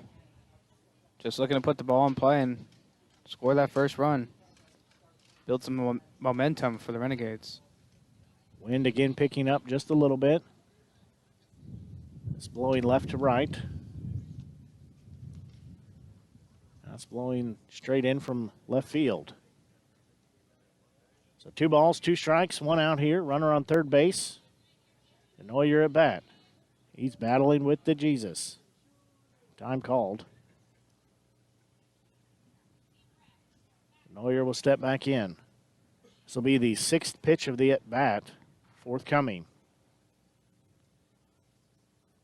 2-2 pitch, swing and a miss. That'll be out number 2. Now stepping in will be catcher Ale Claro. He is 0 for 1 with a strikeout. So he will step in from the right-hand side of the plate. He is 0 for 1 with a strikeout in today's game. Has a runner on third base. That's Keelholz after he got a double and moved over to third on a wild pitch. First offering. Drops in for strike 1. We've seen the Outlaws make some magic with 2 outs for them. Let's see if the Renegades can do it themselves. It'd be a total shame if they aren't able to score this run from third. The 0-1 offering on its way. That one inside. Evens the count at 1 ball and 1 strike. Claro will dig back in.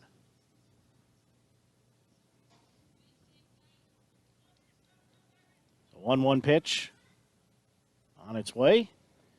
And he'll foul that one out of play down behind the first base dugout. So that'll put him down in the count at 1 ball and 2 strikes.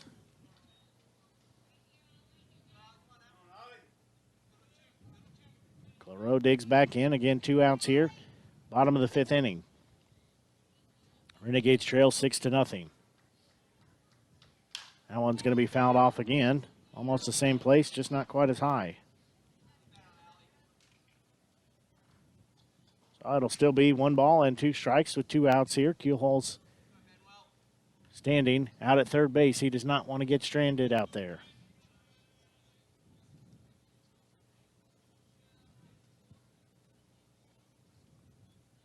DeJesus, long look in. 1-2 pitch, swing and a miss. 4 strike, 3, and that will end the inning. Well, runner stranded on third base. Renegades unable to score as they trail 6-0. We'll pause and be back. You're listening to exclusive coverage of Renegades baseball here on the Show Me Sports Network. There are everyday actions to help prevent the spread of respiratory diseases. Wash your hands. Avoid close contact with people who are sick. Avoid touching your eyes, nose, and mouth. Stay home when you are sick. Cover your cough or sneeze. Clean and disinfect frequently touched objects with household cleaning spray. For more information, visit cdc.gov/COVID-19. This message brought to you by the National Association of Broadcasters and this station. This is my husband, Alex Hussey. Alex is about 2 weeks away from coming home. And I stopped on the bomb. Lost my legs and my left hand in an explosion. As America's veterans face challenges, DAV is there. With the right support, more veterans can reach victories, great and small. DAV helps veterans and their families get the benefits they've earned. Look at that smile! You did it! Support more victories for veterans. Go to DAV.org. A new pitcher on the mound for the Renegades, trying to double check to see who that is. Second here while I look at the roster.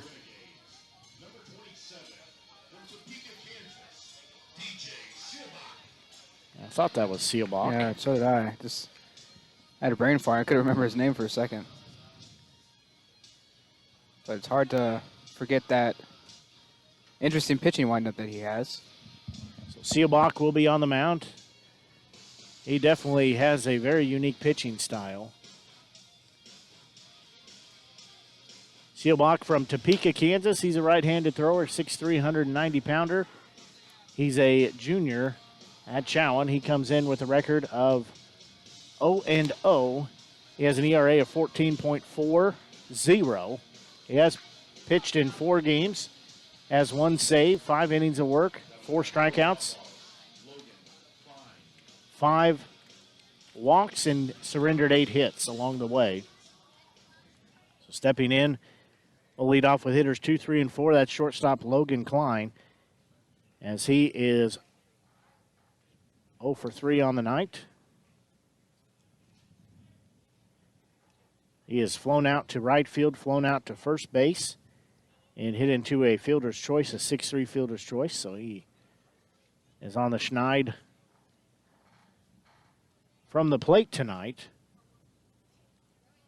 So Seelbach has entered the game here.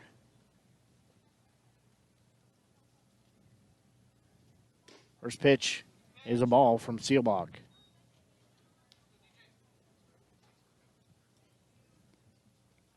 Seelbach again comes in here in the top of the 6th inning. Next delivery from Seelbach, that one outside. That takes us to 2 balls and no strikes. Outlaws leading 6-0.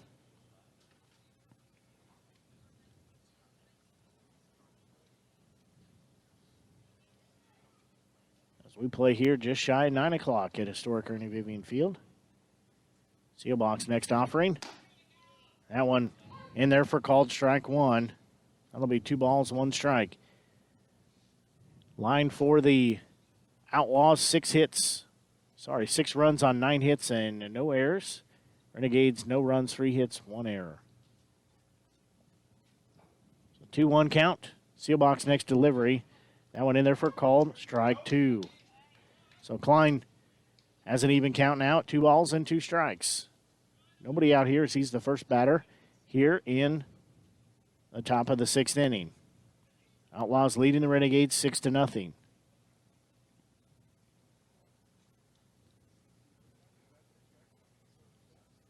2-2 pitch on its way. That one misses, so that'll take us to full at 3 balls, 2 strikes, no outs here. Klein, the first batter that Seelbach faces in the inning.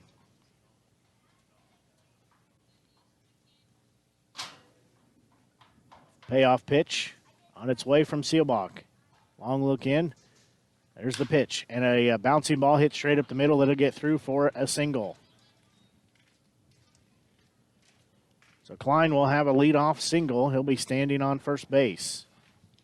Stepping in now, first baseman Jarrod Toller. Outlaws have now hit double digits on their hits for tonight, as they have still 6 runs on 10 hits now. Toller has an RBI single, a fly out to left field, and walked. Be a good time to see the double play here. First pitch from Seelbach outside, ball 1. Makes me think of, if we see a double play here, we'll donate $99.99. Normally that goes to Cardinals Care, but be donated to Renegades Baseball. I have to decide what the $99.99, it might not be dollars. Runner's going to go to second. Clareau's going to throw down, and throw is not quite on the money. So they say that he is safe. I guess the throw was a little better than what I was expecting it there. From here, it looked like it was going to one-hop to Keelholz, who was covering the bag, but Clareau actually threw a bullet down there and was in a good position. These Renegades fans are not very happy with the umpires tonight. They have very clearly showed their expression. The runner on second base, that's Klein. 1-1 offering downstairs. Ball 2. So Klein standing at second base. No outs here. 2 balls, 1 strike. That's Toller at bat. He is 1 for 2 on the night with a walk. 2-1 pitch. He's going to hit that foul. I think rocketed down towards the bullpen for the Outlaws, which is down the first base line. So Seelbach wipe the perspiration off his face. He'll look at the runner at second. He'll look in. Get the sign from Clareau. 2-2 offering. On its way, checks the runner. Checks the second time. There's the 2-2 pitch. Swing and a miss for strike 3. That will be out number 1. Designated hitter Sam Golden will step in now. He's had an out at first unassisted, a fly out to first base, and he had a walk the last time he was up.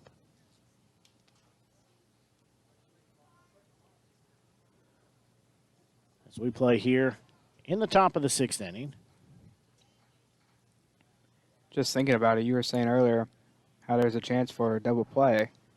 I'm not sure there's ever going to be a double play with the Outlaws as they've been running like crazy tonight. His first pitch is taken for a strike. Yeah, they've definitely been aggressive on the base path, which is also why they have the 6-0 lead and why they run-ruled the Mudcats twice this week. They run-ruled them in 2 different games by 16-6, I believe it was. That pitch swung on and missed. I was chatting with the play-by-play broadcaster for the Mudcats last night before our game. It's not been an easy road stretch for them as they only picked up 1 win. They had 5 or 6 games on the road, did the Mudcats. 0-2 pitch, forthcoming from Seelbach. One on its way. That one in the dirt. Clareau will keep it in front of him. I'll take the count to 1 ball and 2 strikes. Yeah, it's definitely a shame Renegades are losing right now, but I mean, you got to admire the aggressiveness by the Outlaws. They've put themselves in a good position. They've had stellar pitching from DeJesus, and they've had great base running, get them to 6 runs on the night. I mean, they're playing good baseball tonight. It's just not in the Renegades' favor. 1-2 pitch on its way. That one inside, evens the count at 2 balls and 2 strikes. 1 out here, top of the 6th inning. The Outlaws leading 6-0. They do have a runner on second base.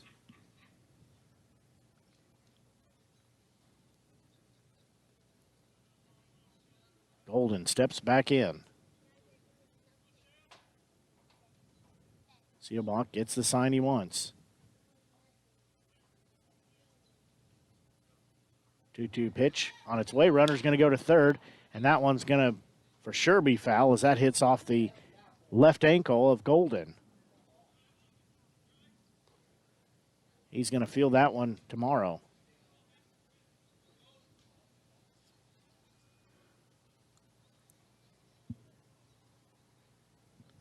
So Toller will jog back to second base. So we're just past 9 o'clock here at historic Ernie Vivian Field in Jefferson City. Blake Gazaway here with you, joined by Grayson Smith here on the Show Me Sports Network. Hopefully you're enjoying tonight's broadcast. 2-2 pitch on its way. That one's going to be a hard hit ball into center field. They're giving Toller the go-ahead sign as he's going to come across for an RBI, and now it'll be a 7-0 lead as Golden gets credit for a single and an RBI.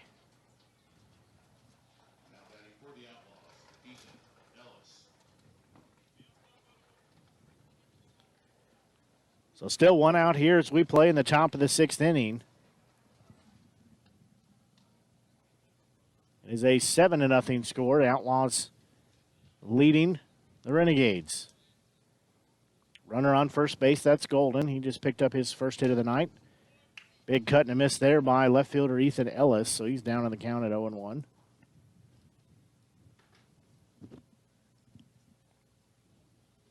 So he will dig back in on the right-hand side of the plate. A 1 offering on its way, that one upstairs. Ellis had to bail out of there and just crumples to the dirt. I think what got Seelbach distracted was Golden took off for second base but did not finish there as he reverted back to first. He will take a healthy lead over there at first. Ellis has a 1-1 count.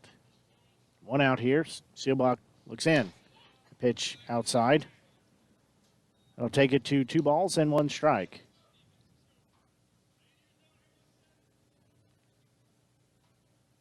Seelbach trying to work out of this jam that he's in. He'll look in, gets the sign, checks the runner at first. Golden takes a healthy lead. Ellis digs back in. 2-1 pitch, and a high fly ball is going to be hit towards shallow center field. Keelhole's going back and makes the basket catch. Wow. He made it. Well, he didn't make it, I guess. I thought he did. Oh, he dropped it? I totally thought he made that play. I didn't see that ball fall at all.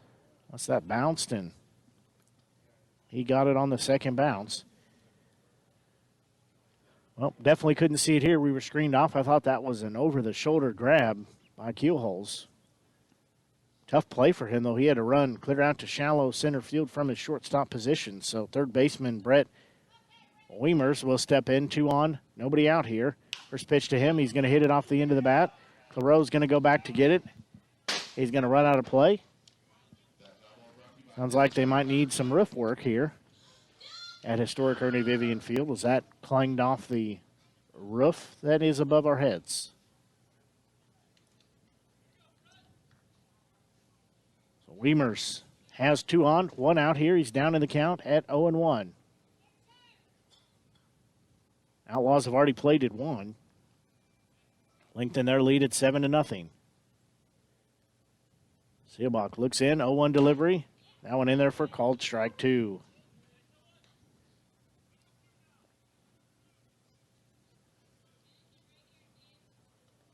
Seelbach will toe the rubber again. He'll have 2 on here that he's trying to keep where they're at. 0-2 offering forthcoming from him. Weimers at bat. He'll foul that one off. So it'll still be 0-2 count. in the on-deck circle. Second baseman, Lawson Faria.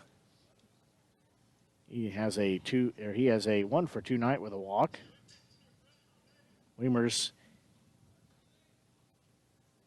is 0-for-2 and been hit by a pitch.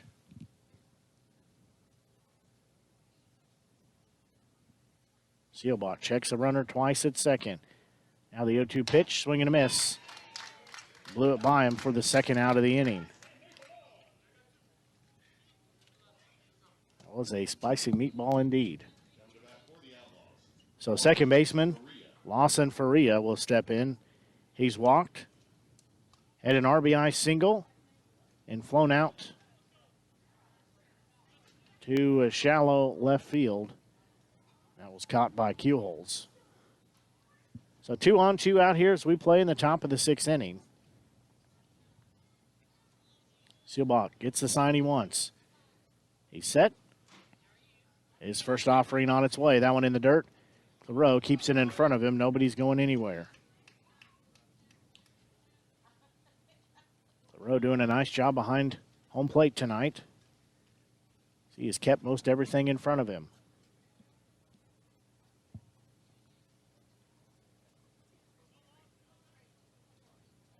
So 1 ball, no strikes, 2 outs here. Faria at bat. He's going to hit a chopper, and that's going to be taken by Keelholz for out number 1 as he throws to first base. Keelholz flips it to Deal. He was trying to turn a 6-4-3 double play, but they only needed 1 out. So that will end the inning. However, they were able to put up 1 run in the inning. We'll pause to be back. You're listening to exclusive coverage of Renegades baseball here on the Show Me Sports Network. Military life can have its challenges, but sometimes veteran life brings more. As America's veterans face challenges, DAV is there. I'm Greg Gatson, Army veteran. DAV helps veterans and their families get the benefits they've earned. Today, I'm an entrepreneur, photographer, and public speaker, and I never tire of standing tall. With the right support, more veterans can reach victories, great and small. My victory is just being the best that I can be. Support more victories for veterans. Go to DAV.org. Crooked teeth may embarrass kids whose families can't afford braces, and trying to fix their teeth themselves can make things worse. Luckily, there's Donated Orthodontic Services, a program from the American Association of Orthodontists. For children and teens who qualify and are matched with a volunteer orthodontist, treatment can be life-changing and help them smile with confidence. Learn more at aaoinfo.org. 19. My scorebook real quick. Caden Deal steps up to the bat. Haru Hashi on the mound. Stepping in will be top of the lineup in 1, 2, and 3. That'll be Caden Deal. He has struck out twice for an 0-2 night at the plate.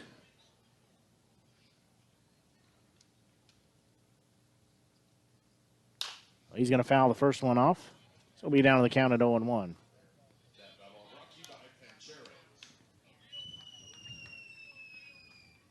So the count will be no balls and 1 strike. Maruhashi on the mound for the Outlaws. A pitch downstairs, ball 1. So I'll leave the count at 1 ball and 1 strike. 1-1 count, 2 Deal. He'll show bunt, pull it back, take a strike.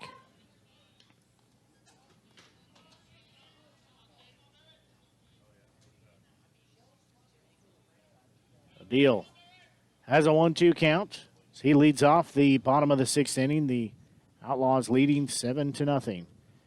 A pitch downstairs. That'll take it to 2 balls and 2 strikes. So he will dig back in. 2-2 pitch. On its way. He's going to hit a bouncing ball to the first baseman. He'll glove it, step on first base for out number 1.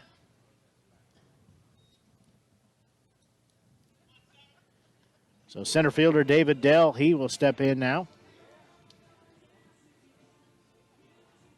He has a strikeout and a single, but was caught stealing in the third inning.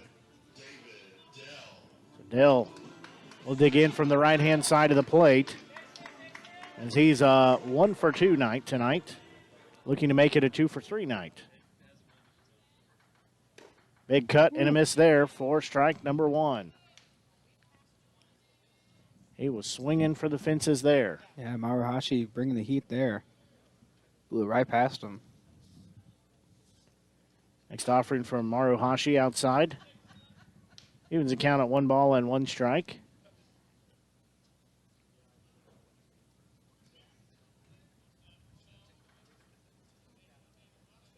One pitch on its way. That one downstairs and low. 2 balls, 1 strike to count.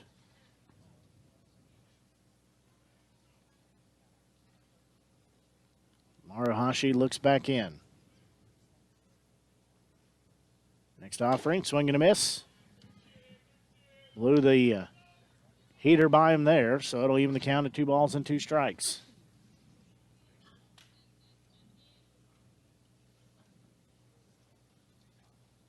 The 2-2 offering on its way.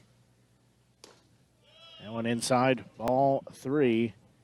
Dell staying alive. That'll be a full count here at 3 balls and 2 strikes.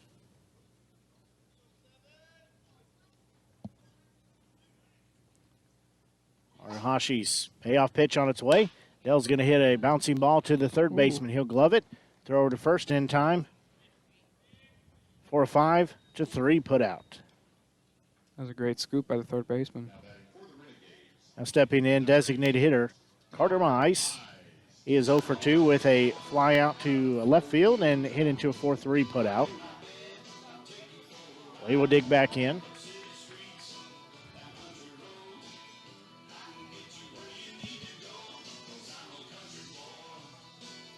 He bats from the left-hand side of the plate.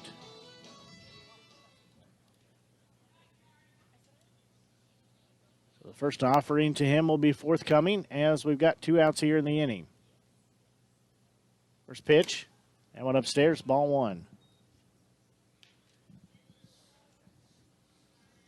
Maruhashi on the mound for the Outlaws. He'll get the sign. Next pitch on his way. Swing and a miss. That'll make it a 1-1 count. Mize trying to break the goose egg on the scoreboard. That the Renegades have. So 1-1 offering on its way. That one outside.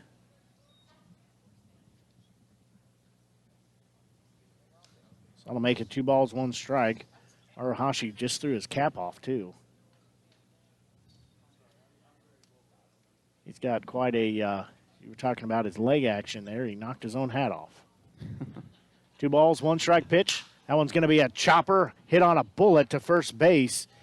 And it will be another unassisted out at first base. So that'll be 3 up and 3 down. We'll go to the top of the 7th inning as we're still at a 7-0 score. You're listening to exclusive coverage of Renegades baseball here on the Show Me Sports Network. After I came home from Iraq, I could still hear the booms. Makes it hard to be a good mom. As America's veterans face challenges, DAV is there. I'm Naomi Mathis, Air Force veteran. DAV helps veterans get the benefits they've earned. Thanks to DAV, I was able to begin to heal. With the right support, more veterans can reach victories, great and small. My victory is being able to be here for my children. Support more victories for veterans. Go to DAV.org. Extinction is forever. To save America's most iconic and imperiled species from extinction, we must fight for their future. Fight to save the natural lands that wildlife call home. Fight to limit pollution. Fight for smart development. Fight for their future. And fight for ours. For so goes nature, so goes us. As the Outlaws lead by a score of 7-0, they will send hitters 8, 9, and 1 to the plate. They'll lead off with their catcher in Kaylin Protaski. Protaski is 0 for 3 tonight, has a 1-3 put out, a strikeout, and a 5-3 put out.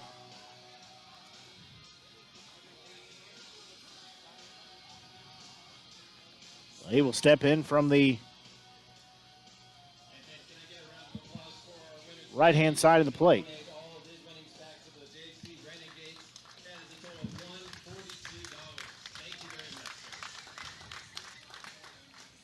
So nice hand given to the winner of the 50-50 raffle, donated it back to the team. Sure helps go a long ways, helps supporting the Jefferson City Renegades team. Seelbach still on the mound. Protaski digs in. First pitch upstairs, ball 1.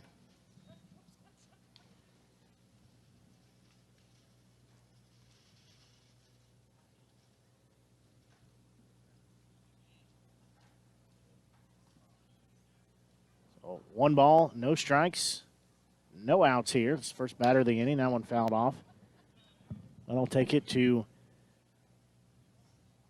an even count at 1 ball and 1 strike.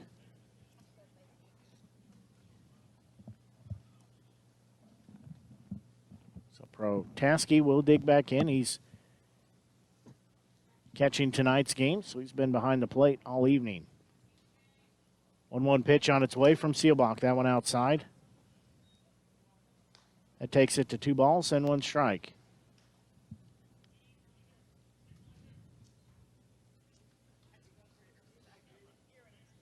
It's a get the lines in a minute for you.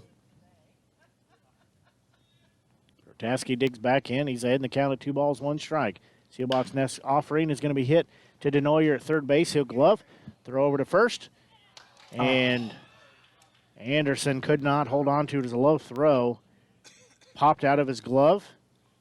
Protaski will be standing on first base with a leadoff hit. For the Outlaws, they have 7 runs on 13 hits, no errors. For the Renegades, no runs, 3 hits, 1 error. Center fielder Drake Angeron at bat. A pitch outside. Makes it 1 ball, no strikes. 1 runner on, nobody out here as we play top of the 7th inning here at historic Ernie Vivian Field in Jefferson City, Missouri. 1-0 pitch on its way. That one inside. Tried to take off my head. I did not see that ball. I did not either. Whatsoever. Until it was right in my face. I thought Coro caught that ball. And all of a sudden I just see it bounce up by your face. So Protaski goes down to second base. That hit off the shin guard of Claro and careened our way, so thank goodness for the net in front of us. Angeron as a runner at second base now. 2-0 pitch from Seelbach. That one downstairs in the dirt, ball 3. DJ Seelbach on the mound for his 2nd inning of work. Outlaws leading 7-0. That one upstairs, 4-ball walk.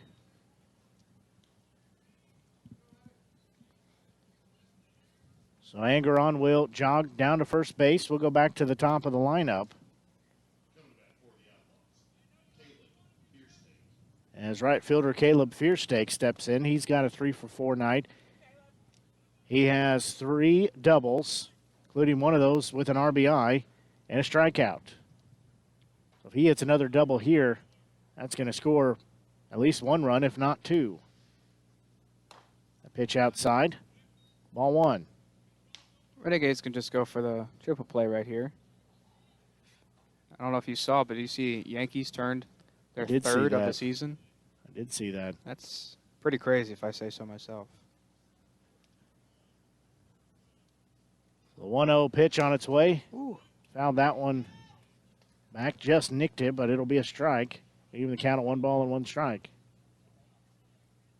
We need to find a double play sponsor to donate to the Renegades like the Cardinals do. 1-1 pitch on its way. momentarily. Seelbach will step the runner at second. Now his pitch, that one again, swung on and missed. That'll be 1-2 the count. They used to also have a donation to Cardinals Care if they had the triple play. Might have to be something we look into for next year. Yes.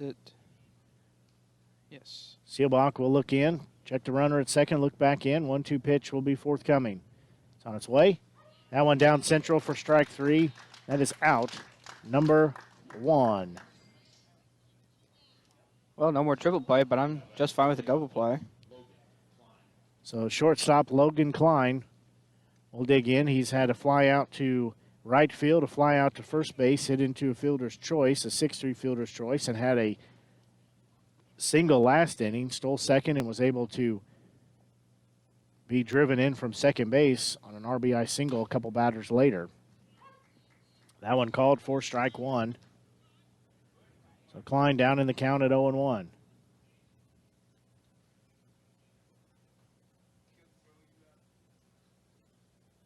No balls, 1 strike, 1 out here, 2 on. A pitch downstairs. That'll make it 1 ball and 1 strike. Runners at first and second. Seelbach again gets a long look in. He'll check the runner at second. And he'll deliver to the plate. That one upstairs, a little chin music there. He was looking for a close-cut barber shave there. That'll be 2 balls and 1 strike. 1 out here, 2 on. So we play in the top of the 7th inning. Klein will windmill his bat around a few times. I'll take 1 more for good luck. Now he'll cock the bat and be ready. Seelbach's next delivery. That one inside. That'll take it to 3 balls and 1 strike. So we're hearing 9:30 here at the ballpark. Outlaws leading 7-0.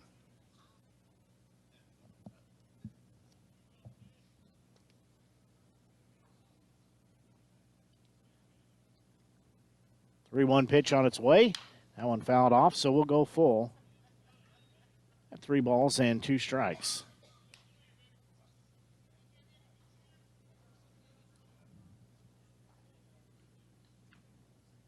Seelbach takes his time getting back on the rubber. Has a runner on first and second. Outlaws leading 7-0, but do have 1 out here in the top of the 7th. Klein at bat. Payoff pitch from Seelbach on its way. That one in there for called strike 3. Back-to-back strikeouts looking. So now we have 2 outs here in the inning. Stepping in now will be first baseman Jarrod Toller. He has an RBI single, flown out to left field, a walk, and a strikeout. So he is 1 for 3 with the walk. 2 on, 2 out. First pitch to him in the dirt. Clareau keeps it in front of him. Toller picks up Clareau's mask. He'll step back in. 1 ball, no strikes, 2 outs here as we play in the top of the 7th. 1-0 offering on its way. That one outside, ball 2. Designated hitter Sam Golden in the on-deck circle.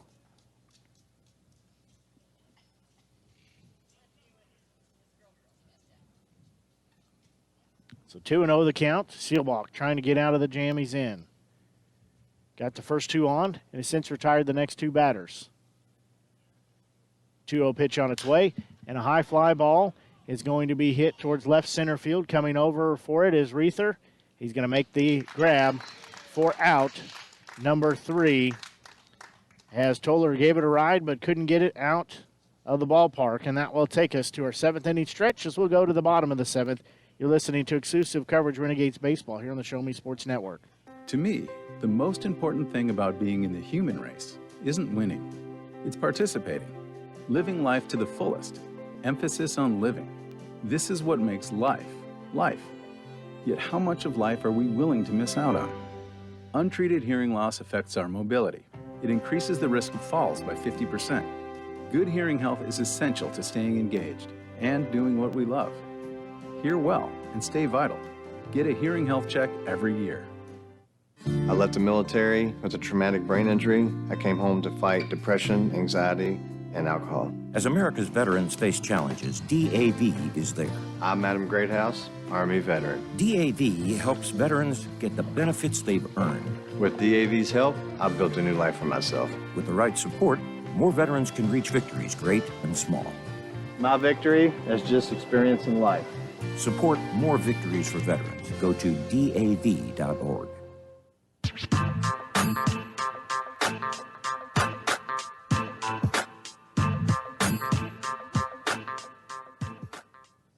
I was just surveying the field there. I don't see a pitcher out.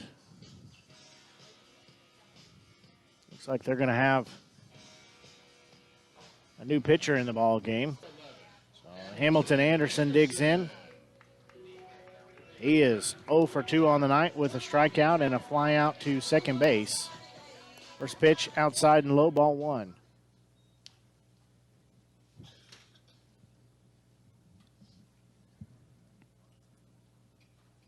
So the 1-0 pitch on its way. Swing and a miss. It takes the count to 1 ball and 1 strike. So we said here at the ballpark, it is Mizzou Day. Remember the Tiger was here. I think he since went back to rest up as it was a hot one. And went upstairs to 2 balls and 1 strike. Truman the Tiger was here. Same with the Alumni Association. Some other people from the university. Swing and a miss for strike 2. That'll take us to 2 balls and 2 strikes. So we play here in the top of the 7th inning. Sorry, bottom of the 7th inning. Top of the 7th inning. Only 1 of 2 frames that the Outlaws haven't scored in. And there's going to be a hard hit ball to the shortstop. He'll glove it, throw over to first, and get the out in a 6-3 putout. Round number 1. They said the Outlaws have scored their 7 runs, and they've only had 2 zeros on the board in the frames tonight here as we play in the bottom of the 7th. The right fielder, Andrew Patton, he steps in. He's had a strikeout and a fly out to the shortstop. So first pitch to him. That one upstairs had to bail out of the way.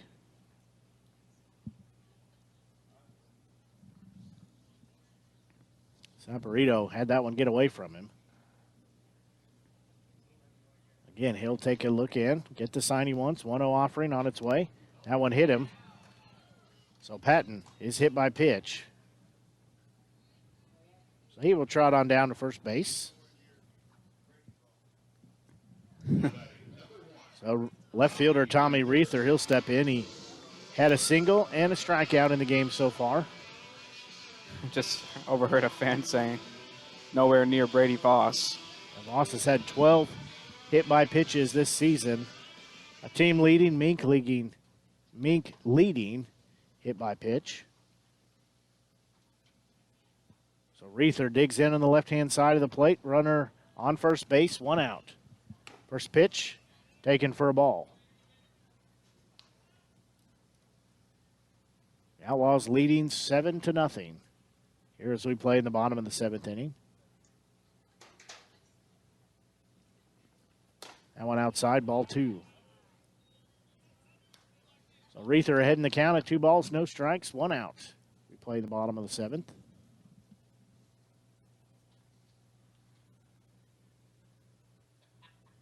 To a pitch on its way, foul that one back. I'll take it. We got the left arm of the catcher with that foul tipped ball. I'll give Protaski a chance to shake it off.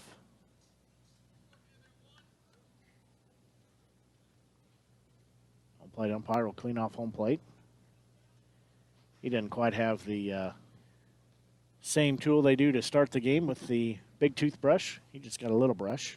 His is about 6 feet shorter. Easily. So we have timeout called. Of course, it'd be kind of hard for him to operate behind home plate with a 6-foot toothbrush hanging out of his pocket. 2 balls, 1 strike, 1 out here. Next pitch on its way. That one misses the outside corner for ball 3. So Reether ahead in the count at 3-1. Patton standing at first base after he was drilled at his at-bat. That one walked him, so Reether will jog on down to first base. Patton will go to second. Shortstop Joseph Keelholz, he's had a walk and had a double here as Keelholz will come into the left-hand side of the plate. Said he's got a 1-for-2 night. Sorry, he is a 1-1. I'll get it right in a minute. I was looking at the wrong line. He's had that double and a walk, so he's 1-for-1. Got a little dust storm. I know. The fan sitting down the first base line just got a face full of dirt. Wind swirling here at historic Ernie Vivian Field. Been windy all night. Feels good.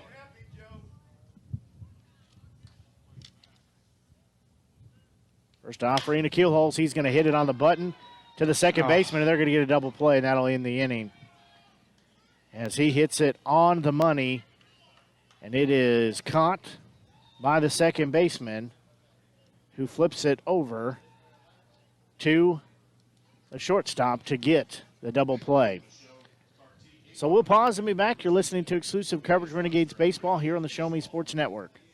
We worked our whole lives to save, just to spend it on time. With these two, filling buckets of memories. This is what makes life, life. Yet how much of life are we willing to miss out on? Because even mild hearing loss doubles our risk of dementia.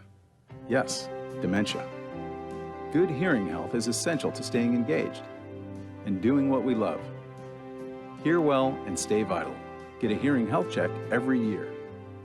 If you are struggling to afford your internet bills during the pandemic, there's a temporary government program that may be able to help. It's called the Emergency Broadband Benefit, and it provides up to a $50 monthly discount on your broadband bill to qualifying households. Find more information about the program, including if you qualify and how to enroll, at fcc.gov/broadbandbenefit or call toll-free at 8. In here at historic Ernie Vivian Field, as the Outlaws leading by a score of 7-0. They'll lead off with their hitters 4, 5, and 6. That's designated hitter Sam Golden.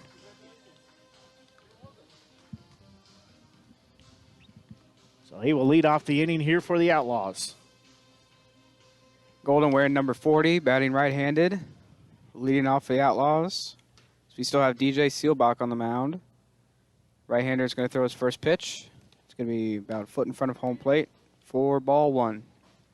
Golden has hit into an out at first base, unassisted, flown out to first base, had a walk and an RBI single last time he was at bat.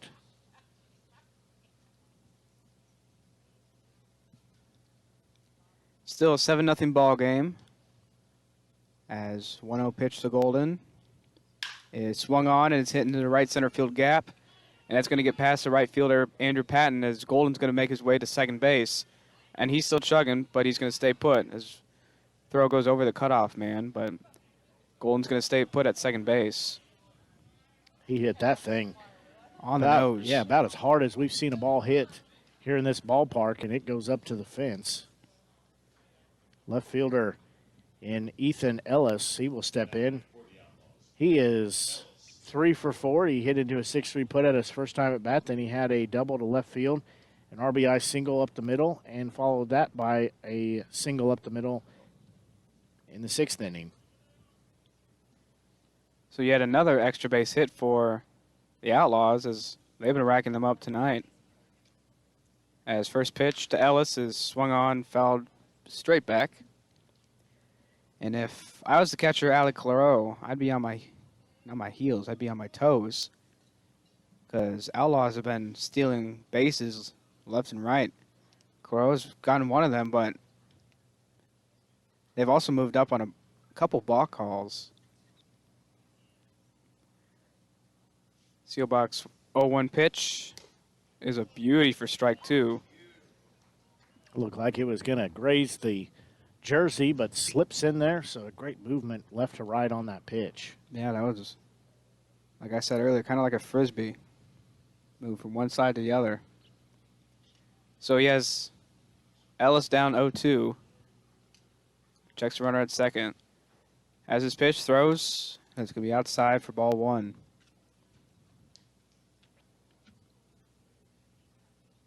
And correct me if I'm wrong, but I don't think Renegades have gotten a single 1-2-3 inning so far this game. They have either walked or given up a leadoff hit. No, you're correct. They've had a couple innings where they faced 4 batters, but haven't had any that were 1-2-3. 1-2 pitch from Sealbach. It swung on and missed. Strike 3.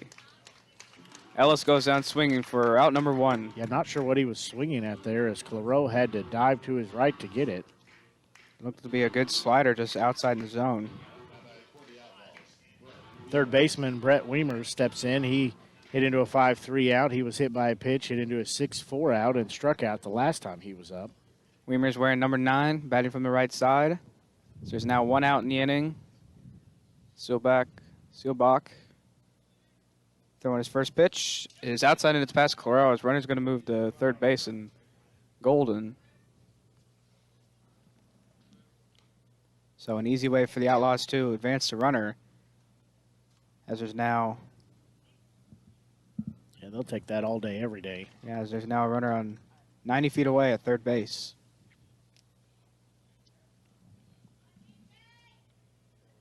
Sealbach held the Outlaws scoreless in the last inning. He's going into a little bit of trouble now as he has a runner on third base.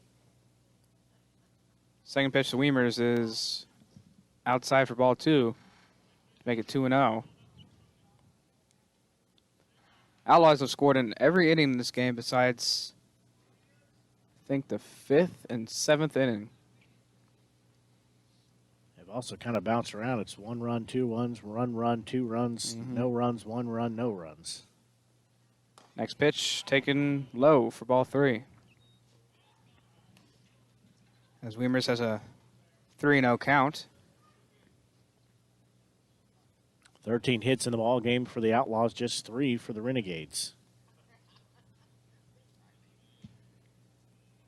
So 3-0 pitch. It's taken outside, ball 4. 4-pitch walk from Sealbach.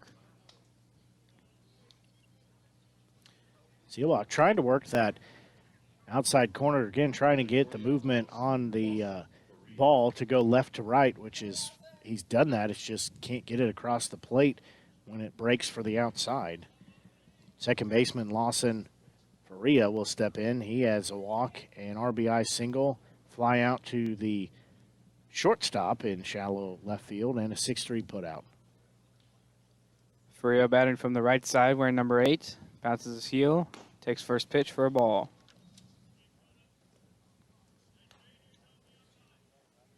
So Golden still at third base.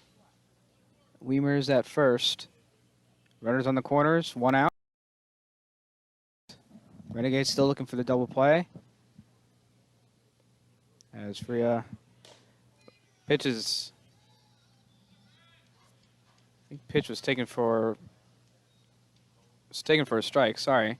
But runner does advance to second base. So yet another stolen base as umpire.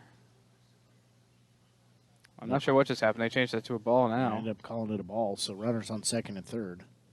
So a 2-0 count on Faria. Moves his bat, moves his foot. See, he takes the next pitch and it gets away from Clareau as Golden's going to try and come and score. And he does. Slides in feet first. As Weimers also makes it to third base, and that's going to be an 8-0 ball game for the Outlaws. That was just a bad sequence there, bad break sequence for the Renegades as wild pitch ends up, didn't bounce back from the netting, and Golden able to take home on the wild pitch. So now it's 3-0 on Faria.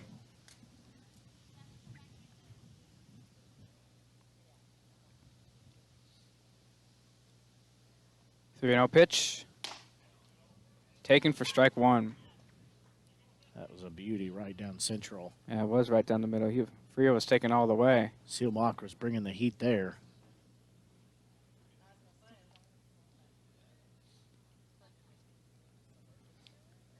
So runner on third, Weimers.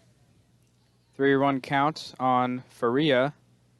His next pitch is taken outside, ball 4.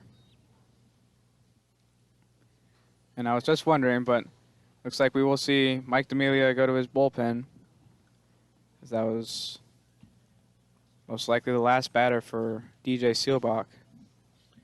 He just had some unlucky breaks there trying to get that movement. He's getting the movement on his ball, on his pitch. It's breaking inside to outside, but just goes a little too far outside. So we will have a new pitcher. He is wearing number 13.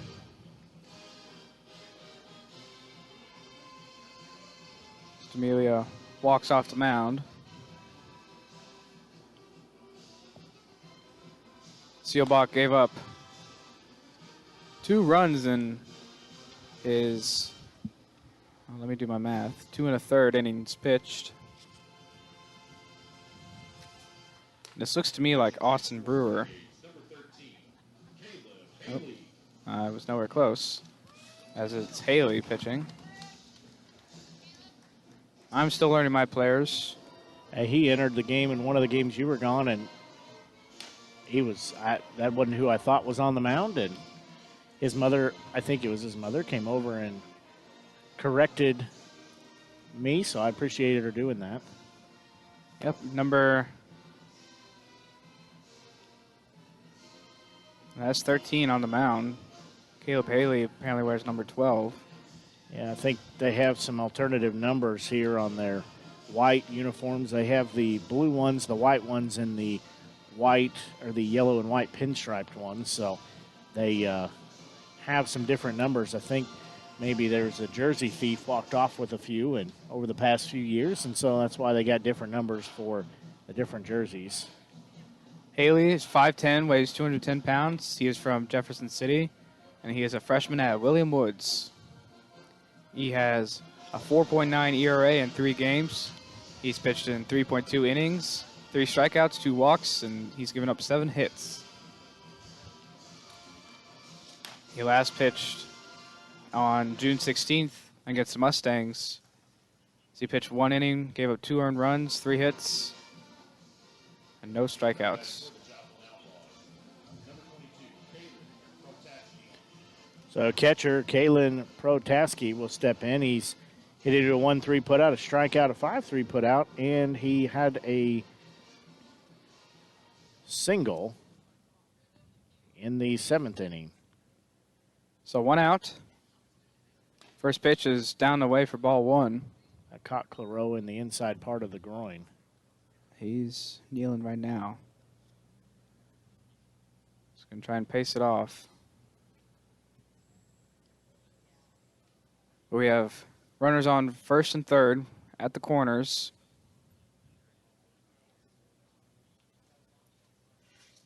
I believe runner on third is Weimers and Faria on first base. Faria. Sorry, I cannot remember for a second. Just 1 out here. 1-0 pitch, taken inside for ball 2. Renegades really struggle with their control tonight. They've given up walks, and when they haven't given up walks, they've given up a lot of hits. So there's been about 13, 14 hits tonight. Protaski has the possibility to send us home with a run-ruled game early. Yeah, with 2 runners on, if he hits the ball in the gap, he fouls that one off to the backstop. Since runners on first or third home, we could potentially have a run rule. Renegades still have no runs on the board. So they're trailing 8-0.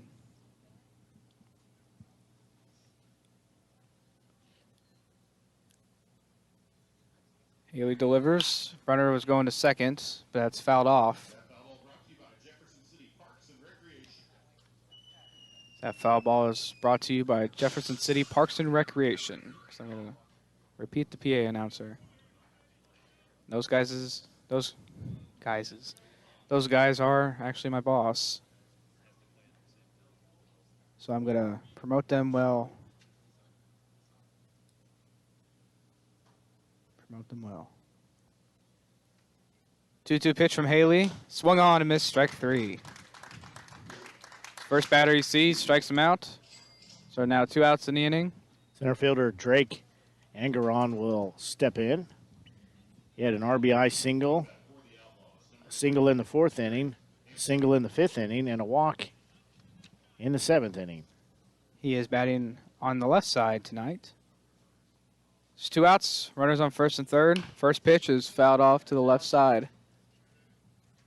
That one, you can see the moon tonight. Almost went to the moon. I love these new sound effects. We now have a duck. So 2 outs. Haley throws over to first. He's going to make it to second base, and the ball gets away from Keelholes. Runner's going to score from third, and that makes it 9-0. Keelholes has struggled with the ball tonight defensively. He's let a couple get away from him where he should have made plays, but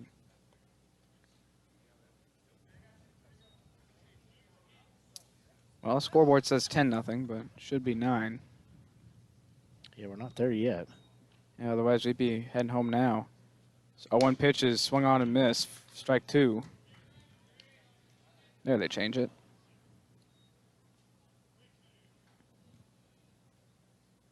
So now there's a runner on second base. That's Faria, who stole on the throw to first. Next pitch is taken outside for ball 1. Haley had the right idea there on that play as he was expecting the runner to take second because a couple pitches before that they were trying to steal second, but it was fouled off. So he threw over to first, but ball ends up into center field. 1-2 pitch from Haley is shot up the middle for a base hit, and Dell's going to come and throw home. It's going to be cut off. Runner's going to stay put at third. Here the dugout for the Outlaws wanted him to go home. Yeah, I don't know how good of an arm Dell has out in center, but he possibly could have made it home. It'd have been a close play at the plate, I think. Yeah. We'll go back to the top of the lineup. Caleb Fiersteak, the right fielder, he has a double, an RBI double in the 2nd inning, has a double in the 4th inning, a strikeout in the 5th and the 7th inning. First pitch is taken up high, breaking ball. So the Outlaws have now scored 2 in this inning. They lead 9-0 against Jeff City.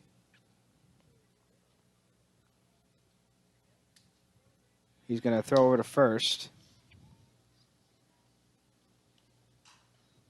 And I look back on it now. I was questioning Morrow, the starter in this game earlier, why he was looking at second base a lot with runners on. Now I see why. I mean, this team, I've said it all night. So that pitch is taken for a strike. And runner's going to just jog his way to second base. That was the laziest steal of second base I've ever seen. Yeah. He just tiptoed his way there. But like I was saying, they have been extremely aggressive on the base pass. Next pitch is taken high for ball 2. But I like the idea for Claude and Haley not even to worry about him, just give him second base and move on. So there's now runners on second and third. The real concern right now is who's at bat and runner on third base. Next pitch is in the dirt for ball 3. Yeah, next hit, next run could potentially end this game for the Renegades. We're only in the top of the 8th inning. As they can be run ruled. Teams in the Mink League can be run ruled if they are winning by 10. Its next pitch is taken for ball 4. It's a late run to first base. I couldn't tell for a second if I was wrong. So Logan Klein will come to bat now. He's flown out to right field, popped out to first base, hit into a 6-3 fielder's choice. He Had a single straight up the middle in the 6th, and in the last inning, he struck out looking. Klein now has bases loaded. 2 outs. First pitch. Ooh, just low for ball 1. As you said, the Mink League has a 10-run rule. We're pretty close to hitting that at 9-0. 1-0 pitch is fair ball, and it'll clear the bases. Yeah, it's going to clear the bases. 2 runs scored, and I think that might be it. Or are they going to keep playing?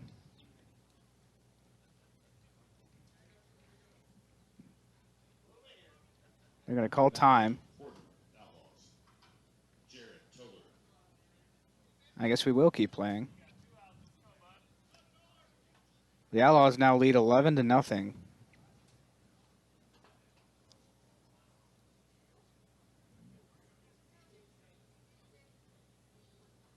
So first pitch is taken inside for a strike. This is the 9th batter of the inning here. Sorry, I fumbled on that call. I totally thought they were just going to head home. That was almost going to be like a walk-off hit, but instead, we're still playing. It's 11-0. Next pitch is grounded to Denoyer, and he's going to throw it out to first base. So the Outlaws score 4 runs in the inning. And this is now an 11-0 ball game as we head to the bottom of the 8th inning. Renegades are losing chances of scoring runs. You're listening to exclusive coverage of Renegades baseball here on the Show Me Sports Network. There's just something about music that stirs the soul, makes us crank it, let go and come alive. This is what makes life, life, right? Yet what if too much of a good thing today could make us miss out on life tomorrow? 1 in 5 American teenagers now has some type of hearing loss. Loud noise is the most common cause. And these days, we're plugged in louder and longer than ever. Let's hear for life. Turn the volume down. Chris Domine is a husband, father, an athlete, even an Ironman. But 10 years ago, Chris's kidneys were failing. The doctor said if you don't get a kidney transplant, you are going to die. Chris received a second chance, made possible by an organ donor. Your well-being changes from loss of hope to better times ahead. What could you make possible as an organ, eye, and tissue donor? Leave behind the gift of life. Go to organdonor.gov. U.S. Department of Health and Human Services, Health Resources and Services Administration.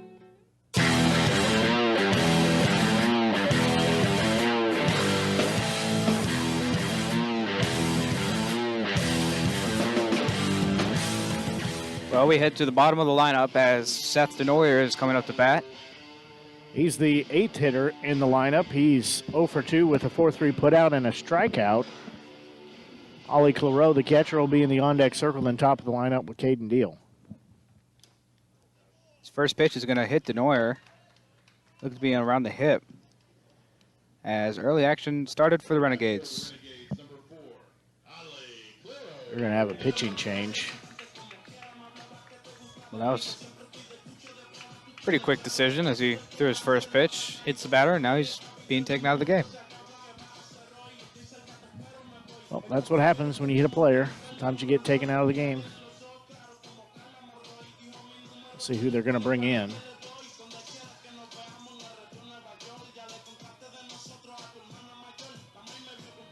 It's going to be a southpaw here.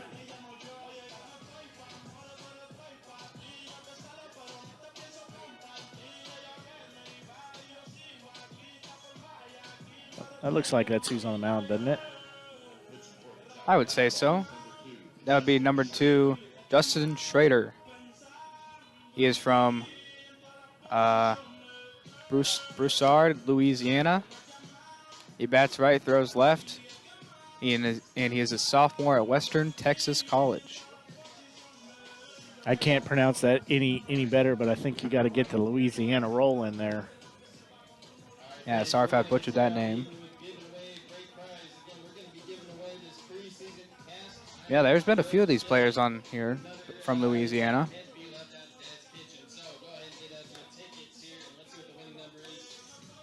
Schrader has pitched 2 games. He has a 4.5 ERA. He has 1 save, He's pitched in 2 innings, 4 strikeouts, 2 walks, and 1 hit. And we have just reached 10 o'clock here at the ballpark. This game has officially been about 3 hours long. It's been a long game tonight, mostly because Outlaws have just not quit with their offense. It's led to some long innings. Yeah, we had just about the quickest game we've had all season last night as we had our pregame. Well, I was flying solo, so I should say I had the pregame in, and the game was all done in under 3 hours.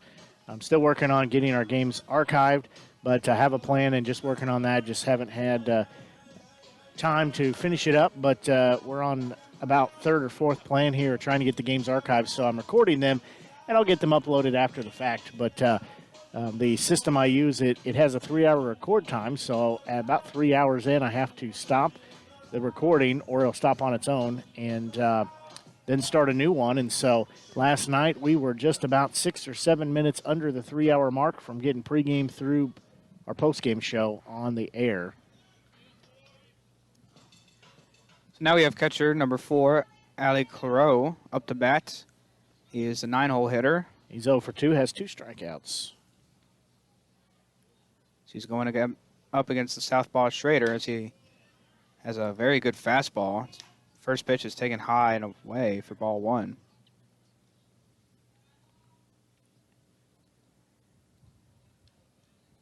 One-0 pitch to Claro.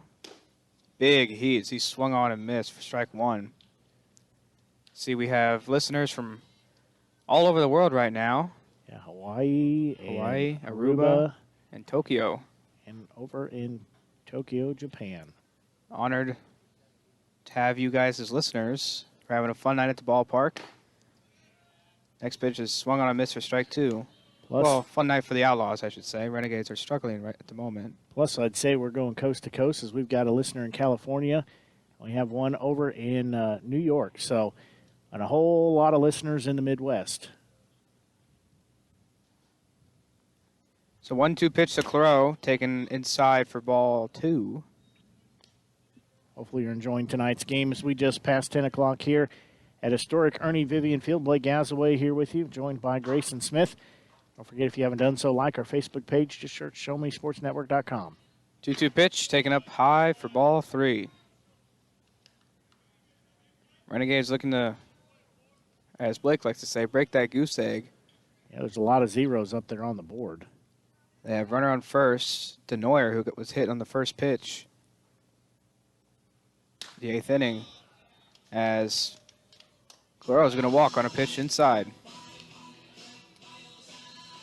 So first 2 are on. We go back to the top of the order in Caden Deal. So Deal has 2 strikeouts and hit in unassisted to first. Deal batting from the left side. It's lefty on lefty right now. We'll see who wins this battle. But runner on second base, Denoyer. Runner on first, and Claro. First pitch is swung on and missed for strike 1. Outlaws put up a 4 spot in the 8th inning. Went from 7 to 11. So they lead by 11 runs against the Renegades. 0-1 pitch to Deal is swung on and fouled back right over my head. And that'll be strike 2. As Deal is behind in the count quickly. On deck we have number 7, David Dell, the center fielder for tonight's game. And in the hole we have Carter Mize.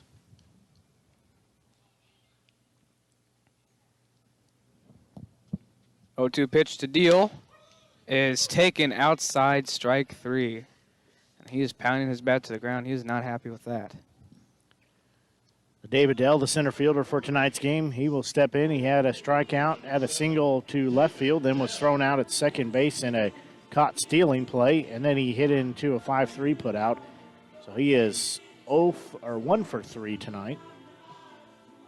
Dell with a wide open stance. Shakes his bat around, moves his arms. So he's going to take First pitch up high, ball 1. So now we have 1 out in the inning. Denoyer at second, Claro at first and second. As Southpaw Schrader gets his sign, looks to deliver the 1-0 pitch to David Dell, the center fielder. And that's going to be a big swing and a miss for strike 1. This guy has such an overpowering fastball tonight. So on deck we have Carter Mize, the designated hitter for tonight's ball game. This wind's blowing once again. It's blowing a lot tonight. 1-1 pitch to Dell, taken high for ball 2.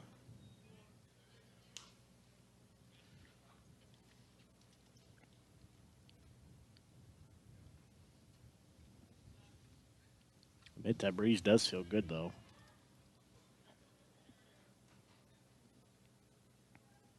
Dell shakes his bat. 2-1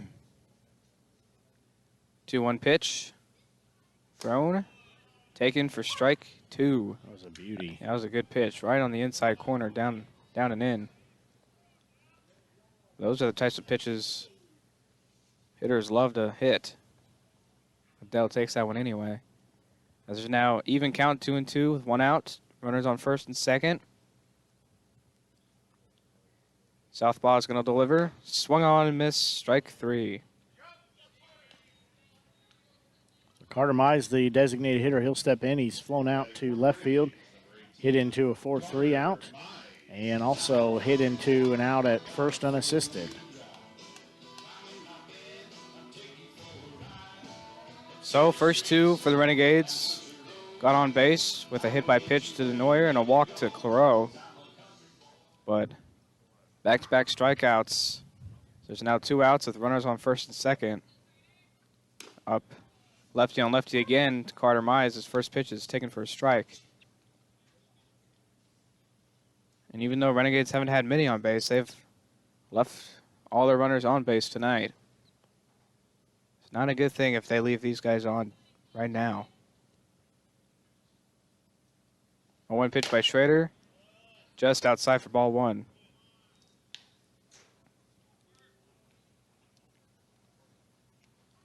Schrader is definitely bringing the heat tonight.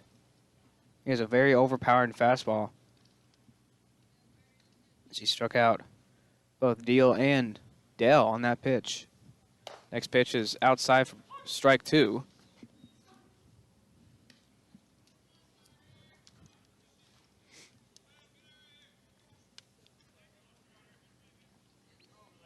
So Renegades are 1 strike away from ending the inning, hoping to put at least 1 run on the board. So they still trail by 11. 1-2 pitch to Mize. Foul ball right off the net.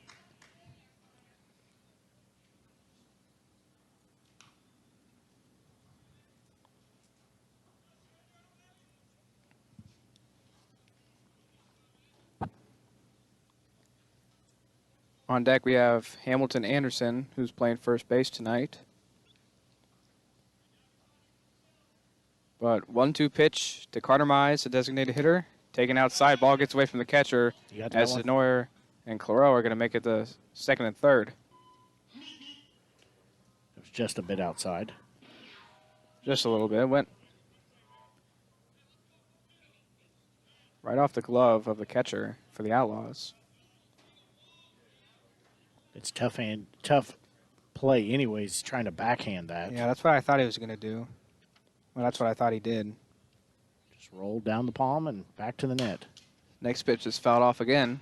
Still a 2-2 count.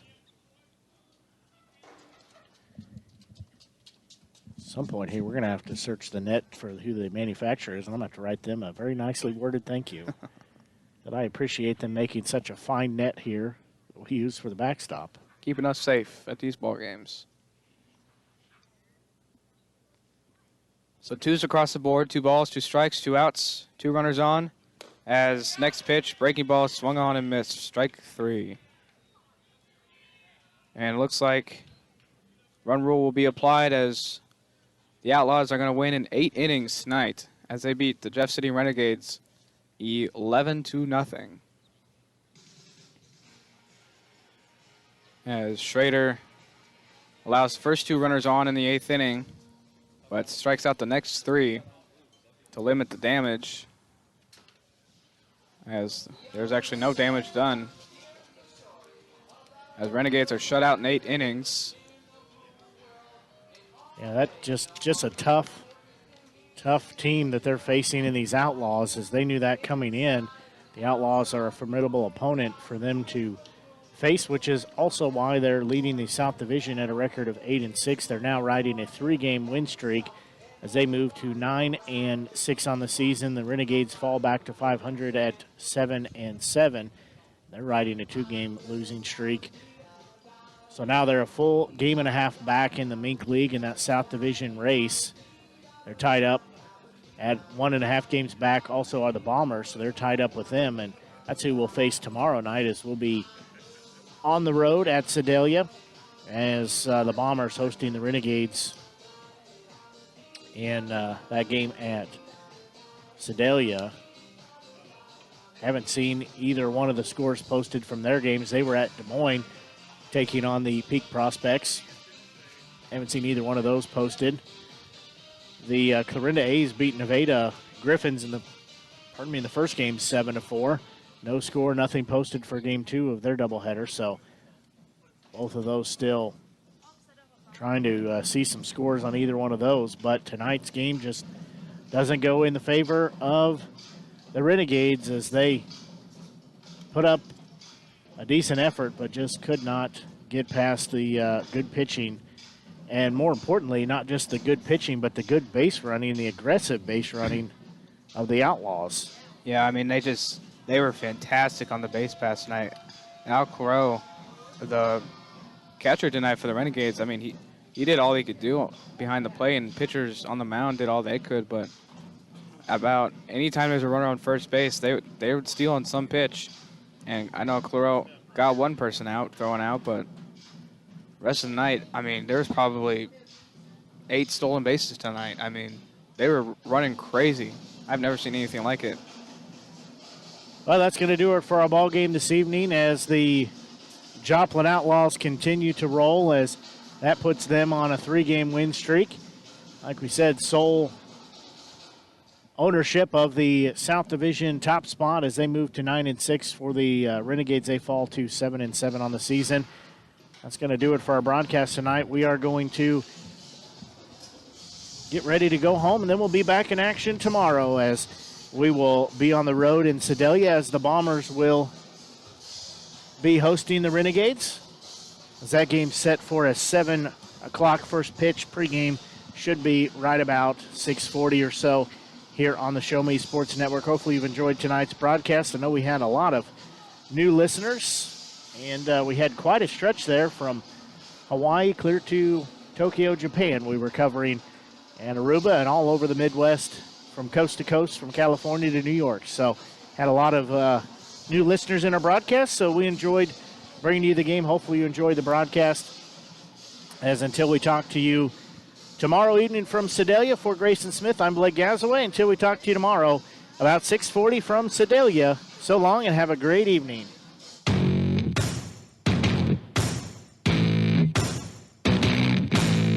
You've been listening to the best game coverage in the Mink League on the exclusive home for Jefferson City Renegades baseball, the Show Me Sports Network, and the Renegades Radio Network. Blake Gazaway, Grayson Smith, and the broadcast crew are the guys that know your Renegades the best.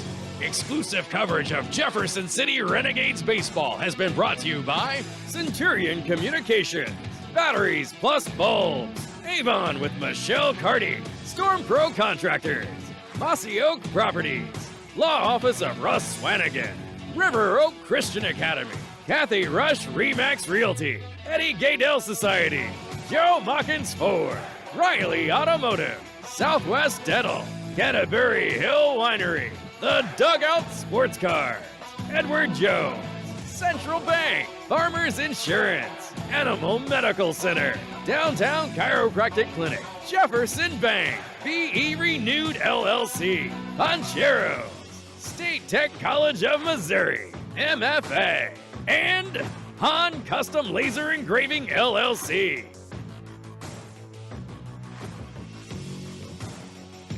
We hope you've enjoyed the broadcast. Join us anytime on the web at ShowMeSportsNetwork.com and JeffCityRenegades.com. The Show Me Sports Network and the Renegades Radio Network, your exclusive home for Jefferson City Renegades baseball.